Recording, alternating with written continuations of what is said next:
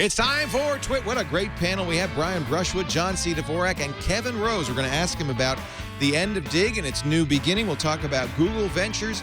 We'll talk about self-driving cars, Apple, Samsung, Twitter, and more. This Week in Tech is coming up next. Netcasts you love. From people you trust. This is TWiT. Audio bandwidth for This Week in Tech is provided by the new Winamp for Android, featuring wireless sync and one-click iTunes import. Now with free daily music downloads and full-length CD listening parties. Download it for free at winamp.com/Android. Video bandwidth for TWiT is provided by CacheFly at CacheFly.com.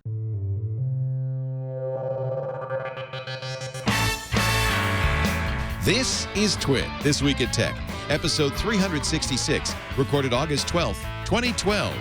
Are you running Butterplus? This Week in Tech is brought to you by Go to My PC from Citrix. Go to My PC connects you directly to your Office Mac or PC from any other computer, or your iPad or iPhone too. Sign up for a 30-day free trial today at gotomypc.com and use the promo code TWiT. And by Audible.com. Sign up for the Platinum Plan and get 2 free books. Go to audible.com/TWiT2. And don't forget to follow Audible on Twitter. User ID audible_com. And by Stamps.com. Use Stamps.com to buy and print real U.S. postage the instant you need it right from your desk. For our special offer, visit Stamps.com, click the radio microphone, and enter TWiT. And by Carbonite Online Backup. Automatic, continuous, unlimited backup for your computer files, only $59 a year. Try it free at Carbonite.com and use the offer code TWiT to get 2 bonus months with purchase.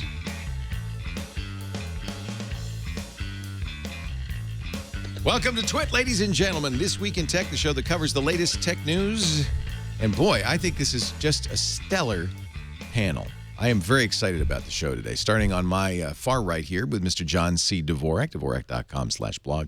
Channel Dvorak. Good to see you again, John. NoAgendaShow.com, is that what you meant? NoAgendaShow.com. Who had the over-under at 20 seconds? That's Brian Brushwood from Shwood.com, Scam School Brian. He's also not the biological father, the spiritual father of the Diamond Club. Oh, my gosh. Are you talking about the top 10 best-selling book on iTunes? Unbelievable. Wow. 2 weeks in running. You beat my 20 seconds, by the way. And I'm very pleased to say one of the original twits from Google Ventures, Mr. Kevin Rose. Hello. Good Thank to you for see having you. me. How are you? How's Doing things good. going? So since we saw you last, you got engaged, and your beautiful fiance is sitting right there. Hanging out. That's great. Congratulations. You did it in Japan. It was beautiful. Yeah, Cherry Blossom Festival was so awesome. gorgeous. Yeah. You're going to have to forgive me because I know stuff about you from Path that I'm not sure whether I should say or From not. Path? Definitely that one thing earlier, probably That not. was the only one? I mean, what else is there? I don't think that. Well, the Do I engagement. have other things on It could Path? have been the engagement was only on Path. No. You know, this That's is a public. problem with Path because I love Path, but you forget that it is kind of private. It's just Right. your close friends, and that everything you see is not public. Right. And so I apologize for So That's what all did you good. do? You busted him on what? mentioned the fact that he bought a submarine. It's not a big deal. You bought a I submarine? did. A very small Not yellow a big submarine. deal. A yellow submarine? Yes. No, I didn't get a submarine. And since we saw you last, Dig kind of got dissolved and went. Well, the Beta work. engineers It went. pulled a phoenix, right? Rising from the ashes. Yeah, that's what's interesting. So the engineering staff went to the Washington Post. Right. The patents went to LinkedIn. LinkedIn. That was kind of the surprise. We didn't realize that LinkedIn bought the patents, and then for now. But by the way, those were more significant. I think LinkedIn's paid over $1 million for the patents. LinkedIn paid $3.5 million, something like that. Yeah, but what got all the attention was $500,000 or something like that from Beta News. Yeah, how mad were you Betaworks. with all the crappy coverage that's saying like sold for $500,000? You Yeah. probably have that in your couch What right did now. they even buy? They bought the name. Yeah, they bought the name and the traffic. So Dig still had around 15 million monthly unique visitors. They wanted to. Shouldn't it be worth more than? Well, Yeah, would this is think. the funny thing. We had offers for right around $1.5 million to sell the product off, but the investors were really cool. They wanted essentially the product to go to someone that would take care of it and do right by the name. And so there was an option to sell it off to someone that essentially was going to turn into kind of a link farm. Right. And they were like, no, we'd rather make sure it lands, has a good soft landing. So John at BetaWorks stepped up and said, we have Bitly, we have Chartbeat, we build cool products. Does this sound like a good match? And we were all for it. Yeah, I love Bitly. I love Chartbeat. We use that. Well, if you think of anyone that understands like the real-time web and the nature of being able to detect trends as early as possible, it's those guys. And now they said they rewrote the code from scratch. Yeah, from scratch. It is a very different looking site, but it's much more modern. It kind of looks like Pinterest or The Verge. Or, yeah, I like the design. You know, this is the new look. This is how everybody looks nowadays. The kind of the magazine form, but same idea, right? In fact, I still have my account. You can see I'm still Leo Laporte on Dig, and yeah, there's a lot of stuff they have to add back. Like, there's none of your history there. If you go down to the bottom, you can see like more trending articles. You can see the little graphs there of articles that are trending up. Yeah, it's going to be pretty cool. So you're happy with what they did with it? Yeah, absolutely. I mean, these guys, they basically came in with nothing and said, we're going to completely rebuild this in 6 weeks. They went for it, and this is what they launched, which is a great kind of V1 of the product. It's actually pretty impressive. I'm glad they got rid of a lot of the stuff. They killed a lot of the features and just stripped it down to its I should have worn my Dig 4 was my idea shirt. I still have that. That's right. That shirt.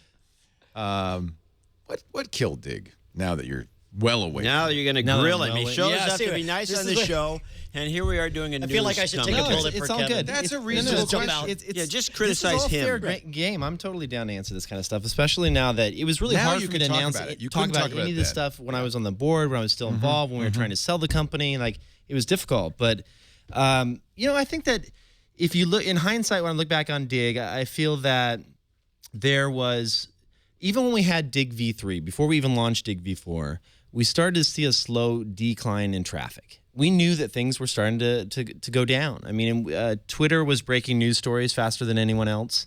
If you remember on Facebook, a lot of the stuff that was being shared initially was kind of like relationship status and photos and things of that nature. And all of a sudden, news stories started being propagated throughout Facebook. And these other social sites just came up around us and started eating a lot of our traffic. And so I think that Dig 4 was a reaction to a lot of that. Like, how can we get things back on track? And the thing that's difficult is when you have a company that's, 50, 75 employees, and you're focused so much on month-over-month growth, it's like really hard to not try new crazy big things to keep up with that burn that you have going on. I mean, you have a huge staff of people that are pulling decent salaries. I think our monthly burn at one point was $700,000-800,000 a month when you have that many people on board. Dig was built on a bunch of our own actually purchased servers. We were created before Amazon S3 and all these other services. You were so excited when you bought that rack. And there was a lot of hardware costs that went into hosting Dig. I mean, we had 500 plus servers sitting there in racks, all co-load. And with that goes a lot of high-end network administrators. I mean, there's a lot of costs involved there. So for us, I think that we should have kept it extremely small. Looking back, we should have kept it 10 people max. It would have been a very profitable, awesome little site at 10 people, and we would have been a little bit slower when it came to new features, but I think that would have been okay. I mean, if you take a look at what Reddit and some of these other sites have done, they've kept it extremely small from a burn standpoint, and they've been able to keep true to who they are. And I think that's the first time we got in a lot of trouble is when we decided to not build features for our core audience, but instead build them for what we thought was going to bring in a different audience and more traffic. This is why you're valuable at Google Ventures now, because having had this experience, you can talk to startup founders and say, "Hey, dude, slow down." I definitely try to have them avoid a lot of the mistakes. And you that have I some made. credibility because you've been there, and so you're not just saying this like some abstract academic thing. This is something you know about. Yeah, no doubt. God, what a journey, though. Like, I remember hearing about Dig. You explained to me what you were up to with Dig. I don't know if you even remember this. The first time we met was when David Prager brought me out to teach you how to blow fire for a screen, or I guess That's I right. don't know if it was Attack of the And Show or look at you Screensavers two at the now. time. That's right. Yeah, and then we got out there, and the folks at G4 were all like, "I don't see the tech angle," and they canceled it. Right. So I did 2 segments for Unscrewed instead. Man, but it has been amazing to watch the transformation, the entire, and a privilege to take part in, with my small bit with Revision 3 and kind of watching everything go through. I mean, It's been just a crazy exceptional. 8 years. I mean, can you believe it's been that long? Like, I think we've known each other for over 5 years now, 6 Yeah, years. no. I think I want to say it was like 2005, maybe. Yeah. I mean, it was pretty way early, back actually. there. Yeah. So then, so you started Milk, and I have to say, I was very surprised when I heard that you had sold Milk. Daniel, a bunch of people from Milk went to Google. Yeah. Because I thought, I thought he wanted to be an entrepreneur. Yeah, I mean, we launched our first app, Oink, and it had some decent traction. I liked Oink a lot. We won a bunch of Apple Design Awards. Beautiful. We had about 275,000 users download it. But Google came in and gave us an offer that we couldn't say no to. I mean, we all made money. The investors all made money. But from you personally, was this something? Did you have to say, is this what I want to do? Well, here's the deal. Oink was at a point where we were getting ready to launch our second version of it. We were happy with the traction, but we weren't blown away by it. It wasn't like crazy viral growth. And so, am I going to sit there and beat on Oink for the next 4 or 5 years? But you said that from the day one at Milk, we will fail fast and we'll move quickly. And we would have shut down and gone on to the next thing. We had a couple ideas of things that we wanted to build, but really nothing that I was overly excited about. Like there was nothing where I was like, wow, this is going to be the next big thing that I want to do. So what did Google say that turned your... Well, we sat down with Bradley Horowitz, who... Love Brad. Yeah, he's an amazing dude. He's over at Google Plus, and he's like, we really need some help from a design and product standpoint. Like, would you be interested in talking to us? And he was right, by the way. Did you have anything to do with the Google Plus iOS and Android came in apps? at the very tail end of that. Because they looked a lot like Oink, and I thought, boy, that looks like maybe Daniel or Kevin had something to do with it. We saw it for about, 3 weeks before it launched. It was too quick. There was no way you could have influenced it. It was already kind of baked at that point. Yeah. So, but when we first talked, you said, I can't tell you what I'm doing at Google. Right. I'll let you know. Right. And the rumors were product guy, Google Plus guy. Did they say to you Google Ventures from day one, or was that something that came later? Well, basically, they were pretty cool in that they said, come in, kind of get your feet wet, float around, and see where you want to land. They're actually known for doing this, aren't they? They hire people without a job. Yeah, it was nice that they kind of let us pick where we wanted to end up. And so, I think they would have liked us to stay on Google Plus. But Ventures was something I'd already worked with the Ventures guys in the past. I raised money with them through Milk. And so, angel investing is something that's been a hobby of mine for several years now. Right. And it just made sense. I've several times on this show gone through your list of investments, which are very, very impressive. Oh, thank you. Well, Zynga, OMG Pop, Twitter, Fab. I mean, some really good investments. Thanks. Yeah. I've been lucky to be involved with some great companies, so it's been awesome. So, and it's been fun at Ventures? Yeah, Ventures has been really cool. I mean, it's basically Google gives us $200 million a year to invest, and they essentially say, go out there and invest it in all the crazy, cool new ideas and products that you enjoy. And for us, we're not really a strategic fund to Google in any way, so we can invest in competitive things. We're essentially a separate company. So you don't altogether. have to ask permission from Larry. Hey, this is competitive. Do you mind if we invest in this? No, that's we can go into anything. So it's great. And so there's 7 of us doing investments, 8 of us now. You get to be like a judicious Santa Claus sitting on your throne, being like I got the checkbook, like you. Bag. But there's freedom in that, though. I mean, I would imagine it's obviously empowering to you, but it's also it solidifies the importance of you remaining or retaining that user perspective. Yeah, I think that when I sit down with the entrepreneurs, the thing that I kind of help bring to the table, or I try to bring to the table, is product advice. So I sit down and we go through their idea. Oftentimes it's kind of wireframe stage. It's getting ready to launch something in a few weeks, and so hopefully I can help out there. I probably give an average of 5 to 10 suggestions, and they maybe go away and implement one of them into their product, which is kind of cool because it still feels like I'm staying involved as an entrepreneur, but really I'm just kind of giving advice. So a lot of coffee shop meetings, a lot of working out of San Francisco, meeting all the new startups, and it's fun to see stuff before it's launched. I mean, you know how it is. When at Tech TV, I'm sure you still get it here. You get people that come in and have a product that they're about to launch, and you get to see they it got before that anyone wild-eyed else. look where they got it's that like they crazy look in their eye that this is going to be awesome. They're fired up, and you get some of that energy from them. It's a lot of fun. Well, and it's like one of the you see the passion coming from the person who created it, but then also you have to put the reality filter on the other side of it, because no matter how excited they are, if it's something that's not right for the marketplace, if it's something that a user doesn't want, then obviously Google doesn't want to put their money towards it. Exactly. And I think Google's our whole investment strategy is if it's good for the internet and for all things tech, then it's ultimately good for Google, which I think is the right way to approach things. So which of the cafeterias do you like the best? There's the important question. Cloud is probably my favorite. It's really good. All right, look, and I don't know why this is stuck in my head. I guess because there's an article about it in the doc, but is there anything at Google that you're more excited about than the self-driving cars? I am so sick of driving. I'm sick of other people driving. So that's one of our stories. 300,000 miles without an accident. In fact, the only accident that happened with self-driving cars was when the human was driving. That's right. I can't wait. Well, I see them all the time on campus. They have the little thing at the top that just spins around. Yeah, the LiDAR. kind of scary. It's kind of Cylon-like in a way. So I had a pilot on the radio show today. I didn't ask him what airline, but I said, he flies a 777. I said, you let the plane land itself? He said, all the time. You have to. FAA regulations say you have to, every certain amount of time, you have to let the plane land it to test the autopilot. Yeah, you know, I landed in a plane. They turned that thing on. They didn't warn us, and the plane took a 2-bounce hit. So it doesn't do that good a job? I didn't ask him that part. I think it does most of the time, but this took a 2-bounce, and the pilot had to come on and apologize. It was a rough landing. See, this is the perfect situation for pilots. It was way up in the air, and then they could take credit for all the nice landings, and they could blame the computer for the ones that suck. If this flight been smoothly, could have been buffaloing me. Did you see the crash landing that happened with the GoPro? No. Oh, there's a plane that went down with the GoPro camera. The guy had a GoPro on his head. Holy cow! It is insane. Who's This the is guy? Who? Some guy. The pilot? GoPro the plane passenger. crash. Wow. And he was. We can watch it. Prager had it. He was sending it around. But I'll tell you what, man. It's what I think that's of a with the Google cars, self-driving cars. You know what? If you search for GoPro and crash, there's quite a few. Yeah.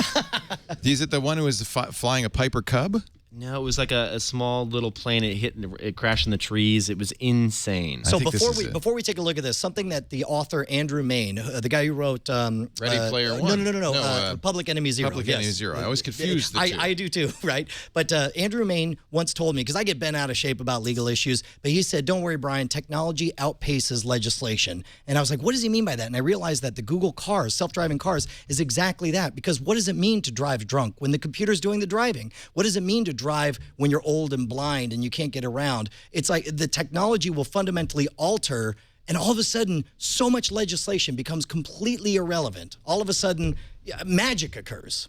What are you guys looking at? We're looking at the plane crash. Did you say something? I know. What were you saying? This is a different I'm over one. here. Was it I'm important? talking. I have a vision That's for the an RC. future. That's an RC. Oh, this is Talking an about. RC. Oh, I'm talking about that. Whoa, party foul. Was somebody wearing a GoPro? Because I'd like to see that on instant replay. All right, well, here, let me just recap Video. this. Because one of the things that's also awesome, obviously, Google put out that awesome video where they had a blind man being able to go out Yeah. and get Taco Bell and so on. By the way, we put that in one of our shows, and we got a DMCA takedown from Google. They're working out the bugs. Hey, well, here's your Google guy right here.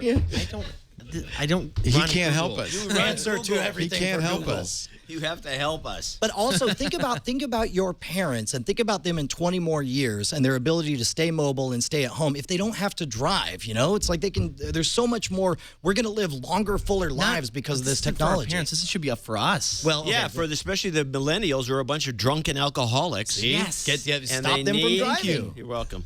Oh, my God. yeah, turn Is the this it? audio All right, up here on we go. this. Check this So, out. so turn the audio up. This is, we'll start at the beginning here. They're flying around in a little small plane. This is in Idaho. That's the propeller, by the way. And whoops. Oh, my God. Oh, that's not so Oh, good. my God. Oh, that's bad. Hit the Now, trees. well, this is the side view. Watch this. What happened to his plane? Now watch. By the way, Fast forward, everybody it's crazy. survived this accident, by the way. Yeah, but watch this. You'll see when they pick it up. Hey, Billy, you all right? Yeah, I'd be a little shaken up.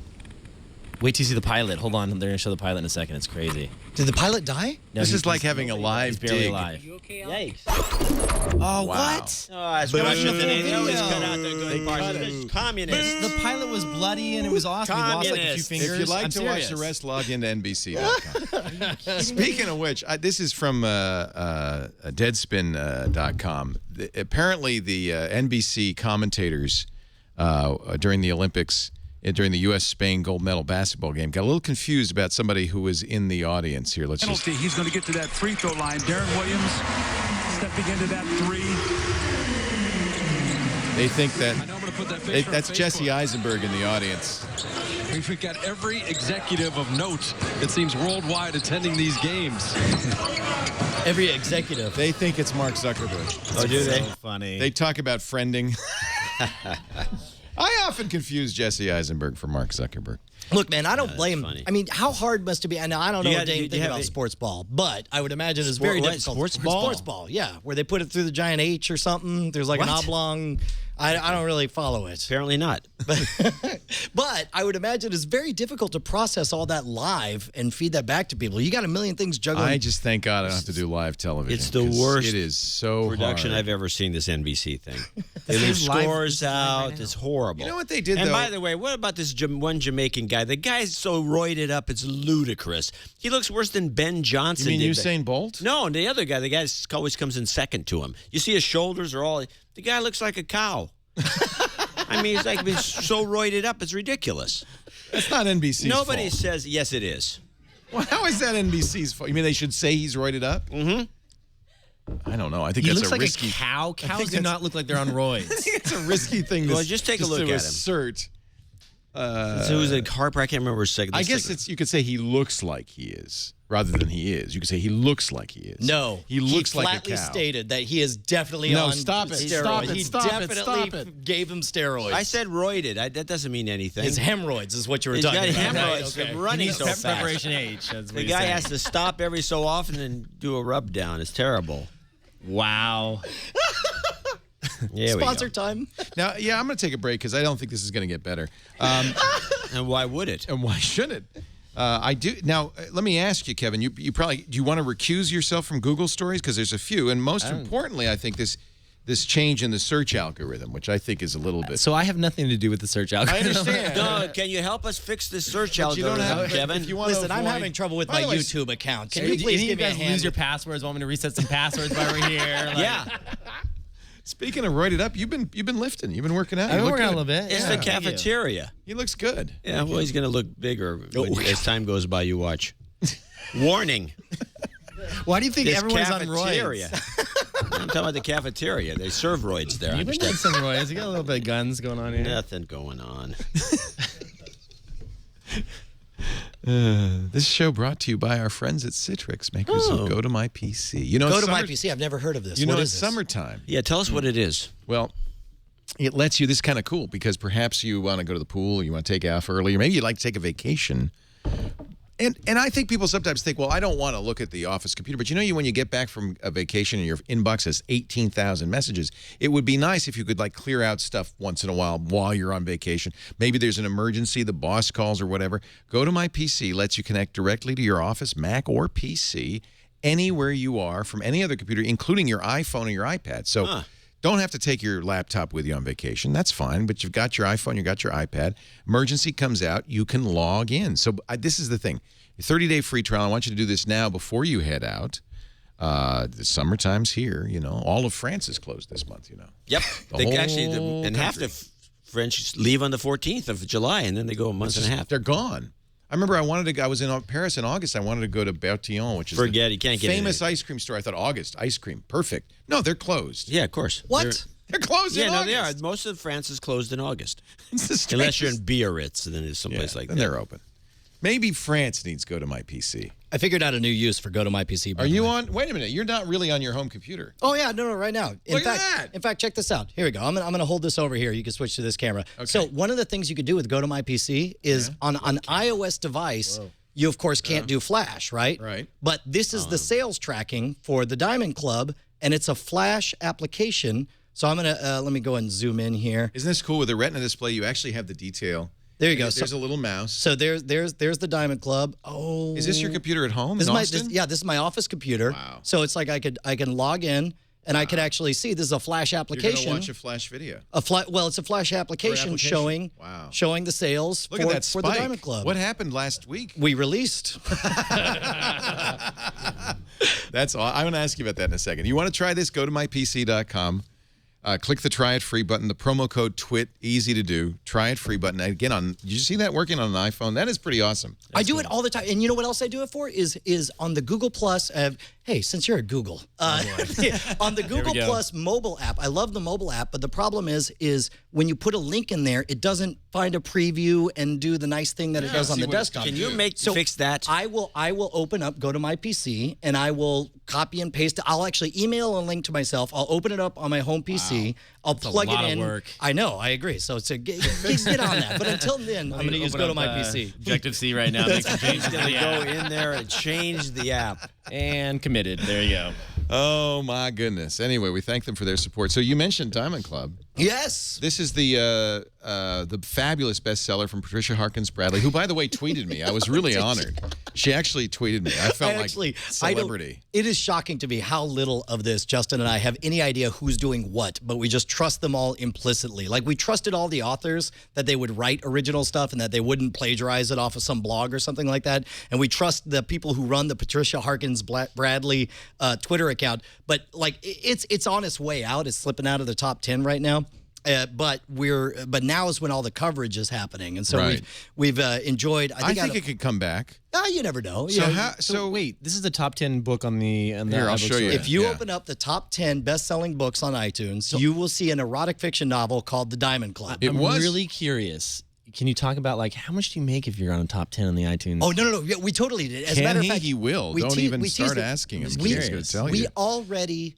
We already did a whole episode of NSFW where we broke down the numbers. Take a look at customers also bought. Originally, it was all my books and Andrew Main's books. Yeah. But now, look, it's Where all. is that? It's right there, the pictures. Oh, here. It's all porn. Like at this point, it's self-sustaining. It's all people These are people who who bought- love sex novels, and they're buying our sex novels. Those are not sex novels. They're romance novels. They're boning novels, is what they Especially are. this one. That's a romance novel right there. I can tell. But this has been a fascinating experiment. Now, when we launched it, we acted like, we called it a hoax, a prank, and all these things. Now that we're 2 weeks in, we're calling it an experiment and a satire. But this one's 99 cents too. So I think somebody got a message because yours, if you wanted to get 50 Shades of Grey, which is of course the king of this category, you would be spending $10 per volume times 3 volumes.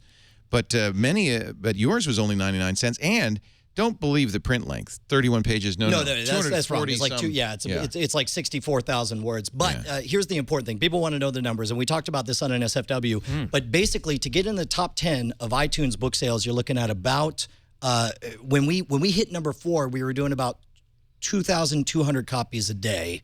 Now we're down to less than 1,000. I'd say around 900 copies a day, and we're still in the top 10. And so you can actually, if you watch that episode, you can break it all down. But do you especially think if you that want to people who think they're getting an actual romance novel will be kind of dismayed when they read chapters like Nerdiest and Dirtiest? It's got 5-star reviews. Apparently people are liking it. Okay, so here's the thing. We don't Sizzling griddles. We all no lights, no camera, all action. I think she has sex at an IHOP during one of these. But here's the thing. We started off... Three-legged Larry. It's actually 2.5 legs. Here's the important thing is we thought that it was just going to be a joke, but at some point, like, somebody's enjoying it because we're starting to see these 4-star reviews where they say, sex is great. I kind of wish there was a little more of a plot. And I don't think that's our people making those reviews. Each chapter was written independently by people who had not read any of the other chapters. Yeah, we basically sat on NSFW and sort of sketched out. We're like, here's the name of the main character. There's a club. It's in San Francisco. Right. She's having revenge sex with everyone she can. Mostly everyone read a Silicon chapter. Valley. You've got to read this because like a lot of romance on cleft is Silicon Valley bigwigs. Am I in there? You know what? Maybe not by name. None of us have read it. None of us have read it, but we think can write you we're in it. it. You're in it. Well, and the media coverage has been phenomenal because I think out of everything, our favorite thing was somebody wrote it up on an Italian blog, and it's all in Italian. I have no idea what it says, but I'm like, that's a foreign language, and they're talking about us and our experiment. But you've sold more than $12,000 worth of books. You've made 20,000 copies. 20,000 copies. It's $20,000 minus Apple's take you that's at about 30. That's 30%, and then Vuk takes 10%. Oh, Vuk takes some. Yep, and then of course, so that's down to what, like 16,000? No, like 12,000. 12,000. There you go. And then taxes are going to be like what, 33%. So called 9,000. No, brother. That's So what are you going to do with it? Well, first and foremost, we promised everyone that we're going to spend it on the authors. We'd like to give everyone an autographed copy of a hard copy. Oh, that's a deal. Sounds like one of your contracts, Leo. Yeah, you get a copy of the book. And from the beginning, we called this the Huffington Post model, where they do all the work and we keep all the money. Well, they're idiots. But then, and of course, we're going to have a big party at Dragon Con that we talked about, and we're going to buy them T-shirts and stuff. Oh, whoa. I wrote the Diamond Club, and all I got was this lousy T-shirt is what I'll say on there. That's good. I like that. That's a good start. Anyway, I thought an interesting story and obviously a success in many, many ways. Let's talk about Google's new search, which Danny Sullivan, I think, said, how did he put it? The copyright police win. Google has announced that they will begin taking into account the number of copyright removal notices they receive for a given site. If a site receives enough copyright removal notices, they will penalize it in the search results. Good. Good for them. I Really? think that's great. Yeah. It's about time Google should use it to leverage itself. These guys, you're putting copyrighted stuff on the site, and, the Belgian idiots that just said you can't even look at our sites. Right. Although you can put it on robot.txt, you could put a robot thing in Yeah, there. they'll ignore it. I didn't expect to be this guy, but I'm gonna try to explain the other side of this issue. Because Okay, here it is. Google's out here. Okay, let me set the scenario. Okay. I go on Google. Oh, let me see. Brian Brushwood, I want to find his book. Yeah. And then all of a sudden your book crops up. Yep. Or a site linking to your site. a that torrent, has the like torrent link. Well, yeah. maybe it's a torrent. Maybe it's not. Maybe it's your website. Yeah. Okay, so I go to your website and I order a book. Okay, now what's the problem? Well, the problem is that a takedown request is not an actual indictment, or I guess it is. It's an accusation, is all it is. Google says, and this, I don't know how this changes it. They say a valid takedown request, but I don't know what valid means. Well, especially when you run the risk of there being mass hysteria. I'll tell you why this makes me nervous for two reasons. One is we get takedown requests for every show. In fact, we'll get a takedown request for showing that clip from NBC of Jesse Eisenberg. Now, Google sometimes takes the shows down. Sometimes they just give us a notice saying, hey, we're not going to penalize you. But we get them all the time. Now, the second thing that bothers me is Google is specifically exempting YouTube, their own site. Okay. Well, that would be annoying. there is a follow-up. We can do it. Yeah. There's a follow-up article where what Google said was that they are treating YouTube just like any other site. There are other factors beyond the number of takedown requests, and I assume that it has something to do with the number of takedown requests relative to the total traffic that they see on that particular site. So I'm less worried about that, but what I'm more worried about is this Lend Inc. story. Did you guys see this? Mm-mm. So there's a website called Lend Inc. and Lendink.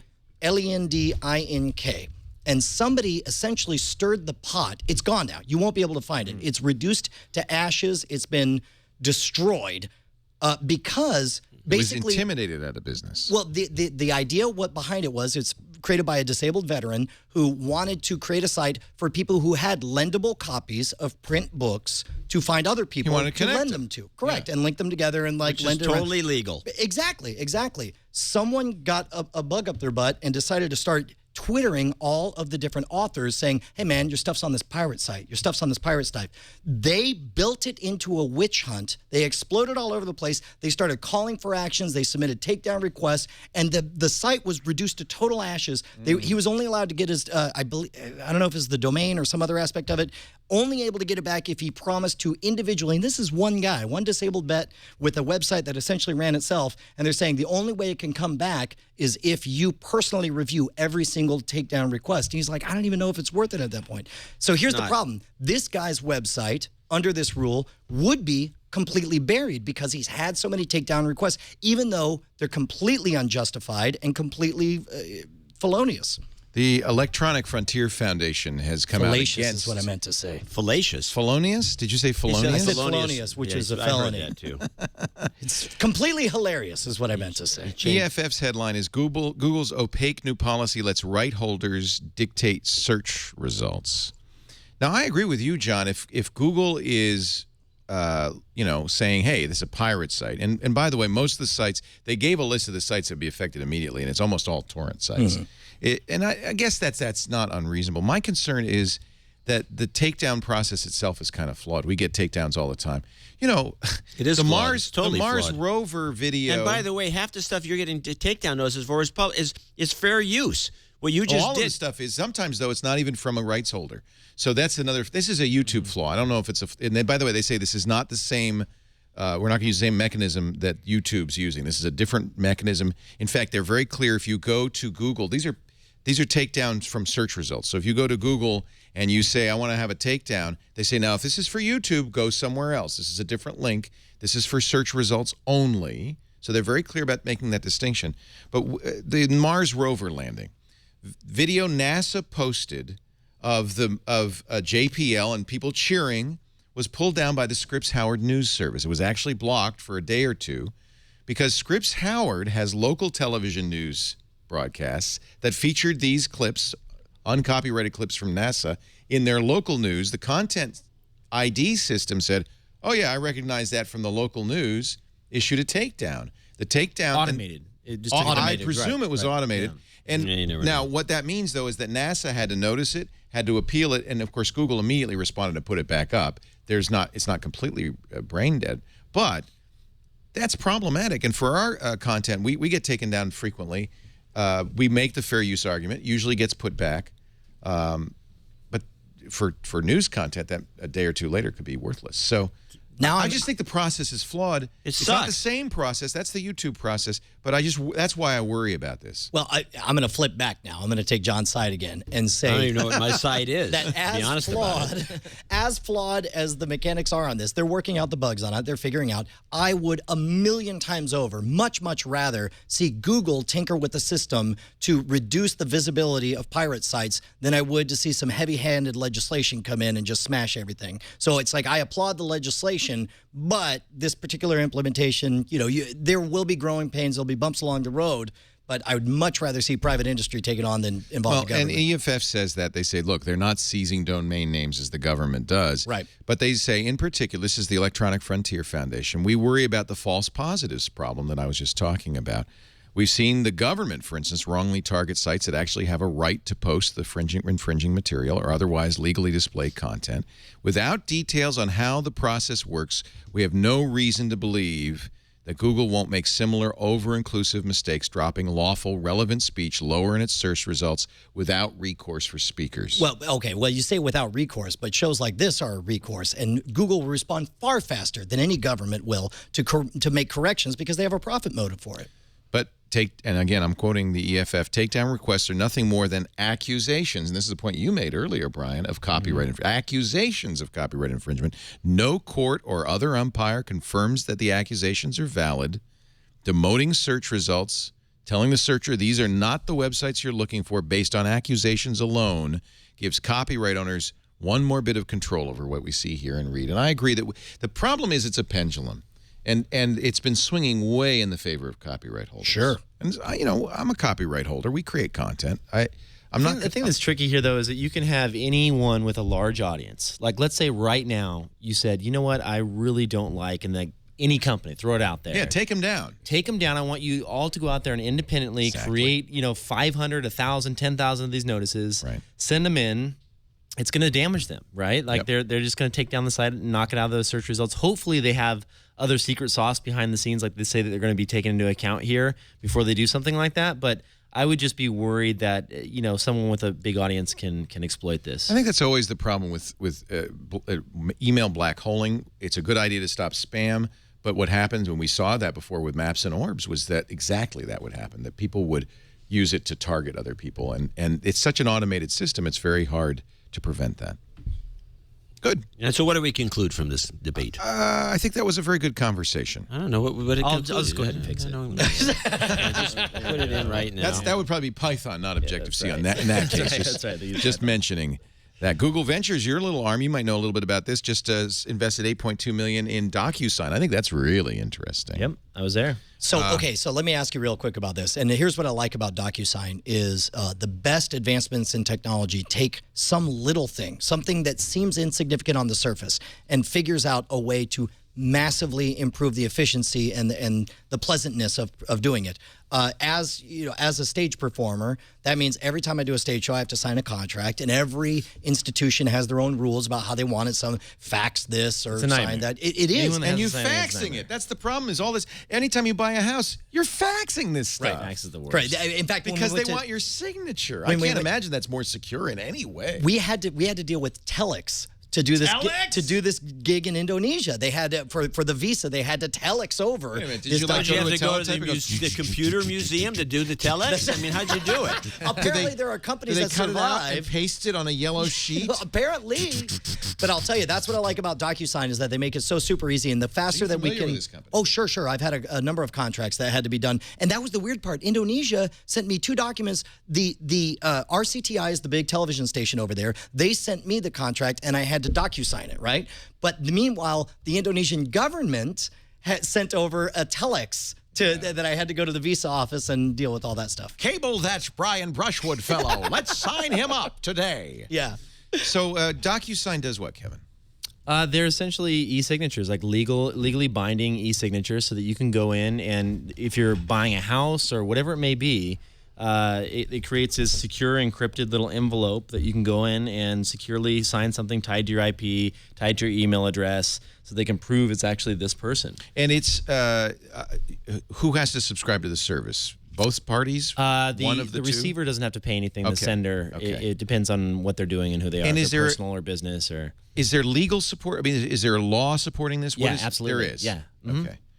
Federal law. Yes. So this is good anywhere in the U.S. and apparently in the Philippines. I'll tell you what's fun is trying to do your signature with your mouse. Just sort of. Well, is it a signature? Use a Wacom tablet. Is it an actual you signature? adopt a signature, so you can adopt a signature. It could be XXYYZZZ. Well, it automatically creates a little font for you. That's kind of that seems a little archaic. Well, I mean, it takes. Shouldn't my signature be a your public signature key? Or that would exactly. Instead of my actual, like I sign my name. Yeah, signature? also, I got problems with you my don't have to sign Gmail. your Can you fix that too? No problem. Need more So you don't space? have to sign. You don't actually. No, you don't have to sign anything. No, you just adopt It a is- signature and it creates a little font for you. It's like 2 seconds. It's that simple. But and then there's some sort of cryptic. It probably is a public key associated yeah, with that. there's you have to go on the site and read all about it. There's a whole And keep in encryption mind side also, to it. what is a signature? Because anytime, and this is part of the reason, like, Yes. What is this? What is a this- signature? I've wondered myself. And what I mean by this is contract law, like by the letter of the law, the moment that I agree to this price and you agree to this event, we have a contract. We have an oral agreement, right? But then, All I have to do is shake your hand, sir. sure, or even just talk over the phone, right? Yeah. But essentially, everything beyond that is just more proof, if it ever gets ugly between us, that we can hash out in a court of law. So if DocuSign is able to say, no, we have a verified, it came from this IP address, it was signed by this person, it was verified by this email address. Exactly. You name it. Yeah, there's a So- handful of things they use. And so if the standard of evidence for DocuSign is as good as a forensic analysis of a handwriting, then at that point, it's just as good as that signature. Right. Now, I presume this is a competitive space. There have to be many other companies doing this. Adobe has something in there. HelloSign's another one. There's a handful of companies but DocuSign is Are they the market leader right now? Oh yeah, by far. Interesting. Yeah, absolutely. And I'd never heard of them. a lot of big companies, HP. There's a whole handful of huge companies that use Not them enough for of them, as pretty far much as I'm everything. concerned. Yeah, Yeah, I'd everyone love to go see to more of that. DocuSign today. Well, until the real estate industry adopts it. Because, I mean, seriously. They do now. They use do it, now. Yeah. Ah. The crazy thing is, it's funny because they came in to pitch us and they were talking about their business and how fast it's growing and the numbers are insane. But one of the things I thought was interesting is they see themselves competing with FedEx overnight. Because so many people overnight documents are Sure. signed, Sure. and they're like, we're disrupting FedEx overnight. And Well, that and was so think about how much crazy. more sense it makes if the product that you want is a solidified agreement between two willing parties. Then there's two ways to do it. I mean, DocuSign's way, of course, is electronically. Let's figure out some way to secure that both parties agree. And then the other side is let's mail a piece of dead tree 7,000 miles to the other side of the That'll world. prove it. Exactly. Another investment you probably know a little bit about. I know you were an early investor in Square. Jack Dorsey's really cool company that lets you charge things with a little piece of Square. And then the new business, which I love, is Pay by Square, where you walk into a... Have you used it? Yeah, Isn't we it have cool? a coffee shop really? over here. That's awesome. I have an app on my iPhone or Android phone. I have this coffee shop is called Acre over here. And when I walk in, I just put it on my bill. I'm Leo, and he sees it on his iPad. And I can add a tip, and it's done. Are you an Android guy now, full time? Oh, this S3. Awesome. This guy is Well, are you allowed to carry iPhones in the Googleplex? You've played with this before. This is the one you I put, love put in Android. Russia. No, I have an iPhone. I'm using the Nexus cool with version, that. which is Nexus is nice, but you know what I want to get, and then we'll talk about Square. So here's the weird thing about Square. What is it? Wait a with minute, your- wait. We're talking about phones. Sorry, we did a quick Phones. U-turn. We'll get back to Square in a second. But as long as we're talking about phones, so supposedly, You have a button on yours. yeah, I like the button. I like a physical button. Google apparently doesn't. When they went to ice cream sandwich, they eschewed bigger buttons, screen. but I like buttons still. Like, So Apple's supposedly, rumors has it, September 12th, going to announce the new iPhone. I'm so excited. 26th. Really, are you? Yeah, absolutely. Because what do you think Apple could do that makes it competitive? Honestly, How can you beat this? So, this is the whole thing. When I went to Google, they gave me an Android phone. Right. And Probably they- a Nexus, and- I would and guess. They gave me a Nexus, and they basically said they were very cool with it. They were like, we develop apps for the iPhone and for Android, so use whichever one you like. We're going to put our software on both devices. Sure. And so I actually tried to switch over all full time, so I carried both around with me. I love the extra screen real estate that you get on the Android devices. It's just so much. 3.5 inches is what starting to happened look now? You were small. the big Note guy. There's a new Note coming out. That's what I was about to say. August 29th. Just 2 weeks before Apple's announcement, right? Samsung's going to ship the Galaxy Note 2, and they said it's a blood feud. I think it's fascinating that this thing is 5.5 inches. It's even bigger than the last Note. Hello, and they're going to Mom? use a new thin screen technology that's like a flexi screen. They claim is unbreakable, and because it's so thin, they have bigger battery. They have a thinner phone but bigger battery. I think this is going to be. This is the problem Apple's facing. Apple iterates once a year. Right. Samsung's now iterating every few months. Yeah, right. Because they have these different model lines. And so it's it's also tough. confusing though at the same time. Like when I look at I don't know what the latest Samsung phone is. There's something There's one coming out next week. Here too, it is, right? right The week here. after. It's like The S3 is the current hot. It's You know beautiful. what? Look at whatever I'm carrying, Kevin. It'll always be the latest. Wow. Unfortunately, That's right. Leah will always have the latest and greatest. I am looking forward to the Note 2, and I will buy Are it you as soon as sponsored by it's available. Samsung? No. Do they hook you up with free devices? No, I So you bought just that buy one. No, he's got I nothing bought but that- money. He just buys his stuff left and right. He's got rooms full of phones. He's unbelievable. And will he give us any of them? Will he give you one? go to the back door, just No, he Samsung won't give phones. one away. He keeps them all. So here's the thing I think of with Android versus iPhone is iPhone, an analog for PC gaming, basically, right? iPhone, you've got these slow, iterative, major generations that come about once a year, give or take. Likewise, in gaming, you have console iterations that happen every 3 to 5 years. But as a result, every time when the console comes out, that's the new hotness, and everyone goes to it because you can write custom software for it. But meanwhile, PC gaming is very boutique. But like at this point, PC gaming is so far ahead of the curve with Xbox. Xbox generation, the hardware is like 5-6 generations behind at this point. Exactly. So right now, PC is seeing a big push. You know what? Likewise, you get the very fast iterations with Android phones because they're always coming out with new ones. And I think where you're really going to see this happen is with Google TV. I wouldn't be surprised if Google TV eventually becomes a competitor to a lot of the set-top boxes, because consoles very slowly. Every 7-8 years, they're not even. We haven't even heard about the next PlayStation or Xbox. But meanwhile, you've got stuff like Ouya, you've got the Sony Google TV coming out. I think that gives them a first mover advantage. I agree. No, I agree, and I think What did he that's say? why it's going to be very compelling, or very interesting anyway, to see what happens with the iPhone 5. We'll call it that, even though Apple won't, because. It's going to be LTE, but that's playing catch up. It's going to be 4 inches, but that's playing catch up. It's going to. They're doing something I think is risky. They're changing the 30-pin connector for a 19-pin connector. That's actually more risky than it is a move forward. I'm sure Apple thinks it's a move forward. Why do you think that's risky? Because a lot of Seems people more like me convenient. have a big investment in 30-pin docks, 30-pin radios, 30-pin cars. We'll I have to have a use an little adapter. adapter, though, Yeah, yeah. I'll have an adapter, but And it's that's always never like as good. $25, and you're like, why is this $25? And it's never as good. And it's always expensive. And it won't dock as solidly, probably, right? Because it'll be in an adapter. Have you seen the new adapters for the new MacBook Pros? Yeah, I have one. I hate it. It's like The giant It's this little MagSafe. tiny thing. It's 25 cents to 50 cents I know, max I cost. bought one. And it's like $30. Yeah. for this No, little I have a thing that Retina. goes I on. love the Retinas. So, John, are you changing the language to Portuguese? You what know, are you this changing? thing. Because no, he changed it to Russian last time. Yeah, that was a good one. That was a good one. If you think about it, it's quite funny. It's language learning for you, That was an Leo. awesome reversal. You're like, well, it's not dumb, it's not juvenile. If you were smart, you If you think it's awesome. about it, it's quite funny. You got so much junk on this phone; it's unbelievable. Well, like what?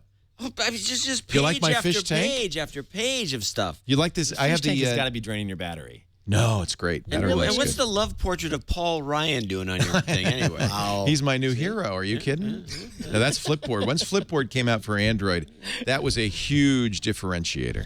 That really was a huge differentiator.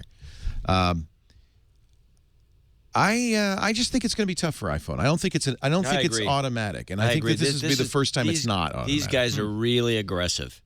The And now Android I is. think they're also mad because Well, they get sued. We're going to every take a so break. I often. want to talk about the Apple-Samsung lawsuit because there's lots going on. That is a lot of fun.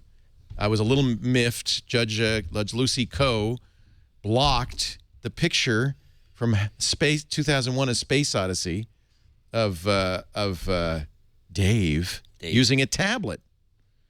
And she said, no, you can't admit that, Samsung. It's been a very interesting trial. And I really want to ask you about Square and Starbucks because I think this is huge. I want to talk about app.net as well. Huge. You know what? I am on app.net. I like app.net. Dalton Caldwell finally got funded. Self-funded, but it's good. It's very interesting. Are you on app.net yet? I'm not. We should talk I can hook you up. in your face, Kevin Rose. What? I can hook you up. But first, let's talk a little bit about something I know you are already signed up for, right? Audible.com, the greatest audio books in the world. Never heard of it. 100,000 Tell me titles. about this Audible. Oh, you're so good, Brian. You do really a good That's how job he gets on the SFW. show. No, you should see what a good job. I have the record has. for most assists on a sponsor read. Amazing. Audible.com. It is the 100,000 bookstore, audiobooks. I'll tell you, one of the things that I missed, as I grew up and got busy in the world was I used to love to read. And for a while, I just didn't get to read. Then, during my commute to the Tech TV, I had 2 hours a day. All of a sudden, I'm reading again thanks to Audible.com. I've been a member since 2001. I got a pick for you. 500 books later. I love it. And, that's one of the great things I like about Audible is they have the app now for Windows Phone 7, Android, and iOS. That means your entire library is on your phone, which means you can listen at any time.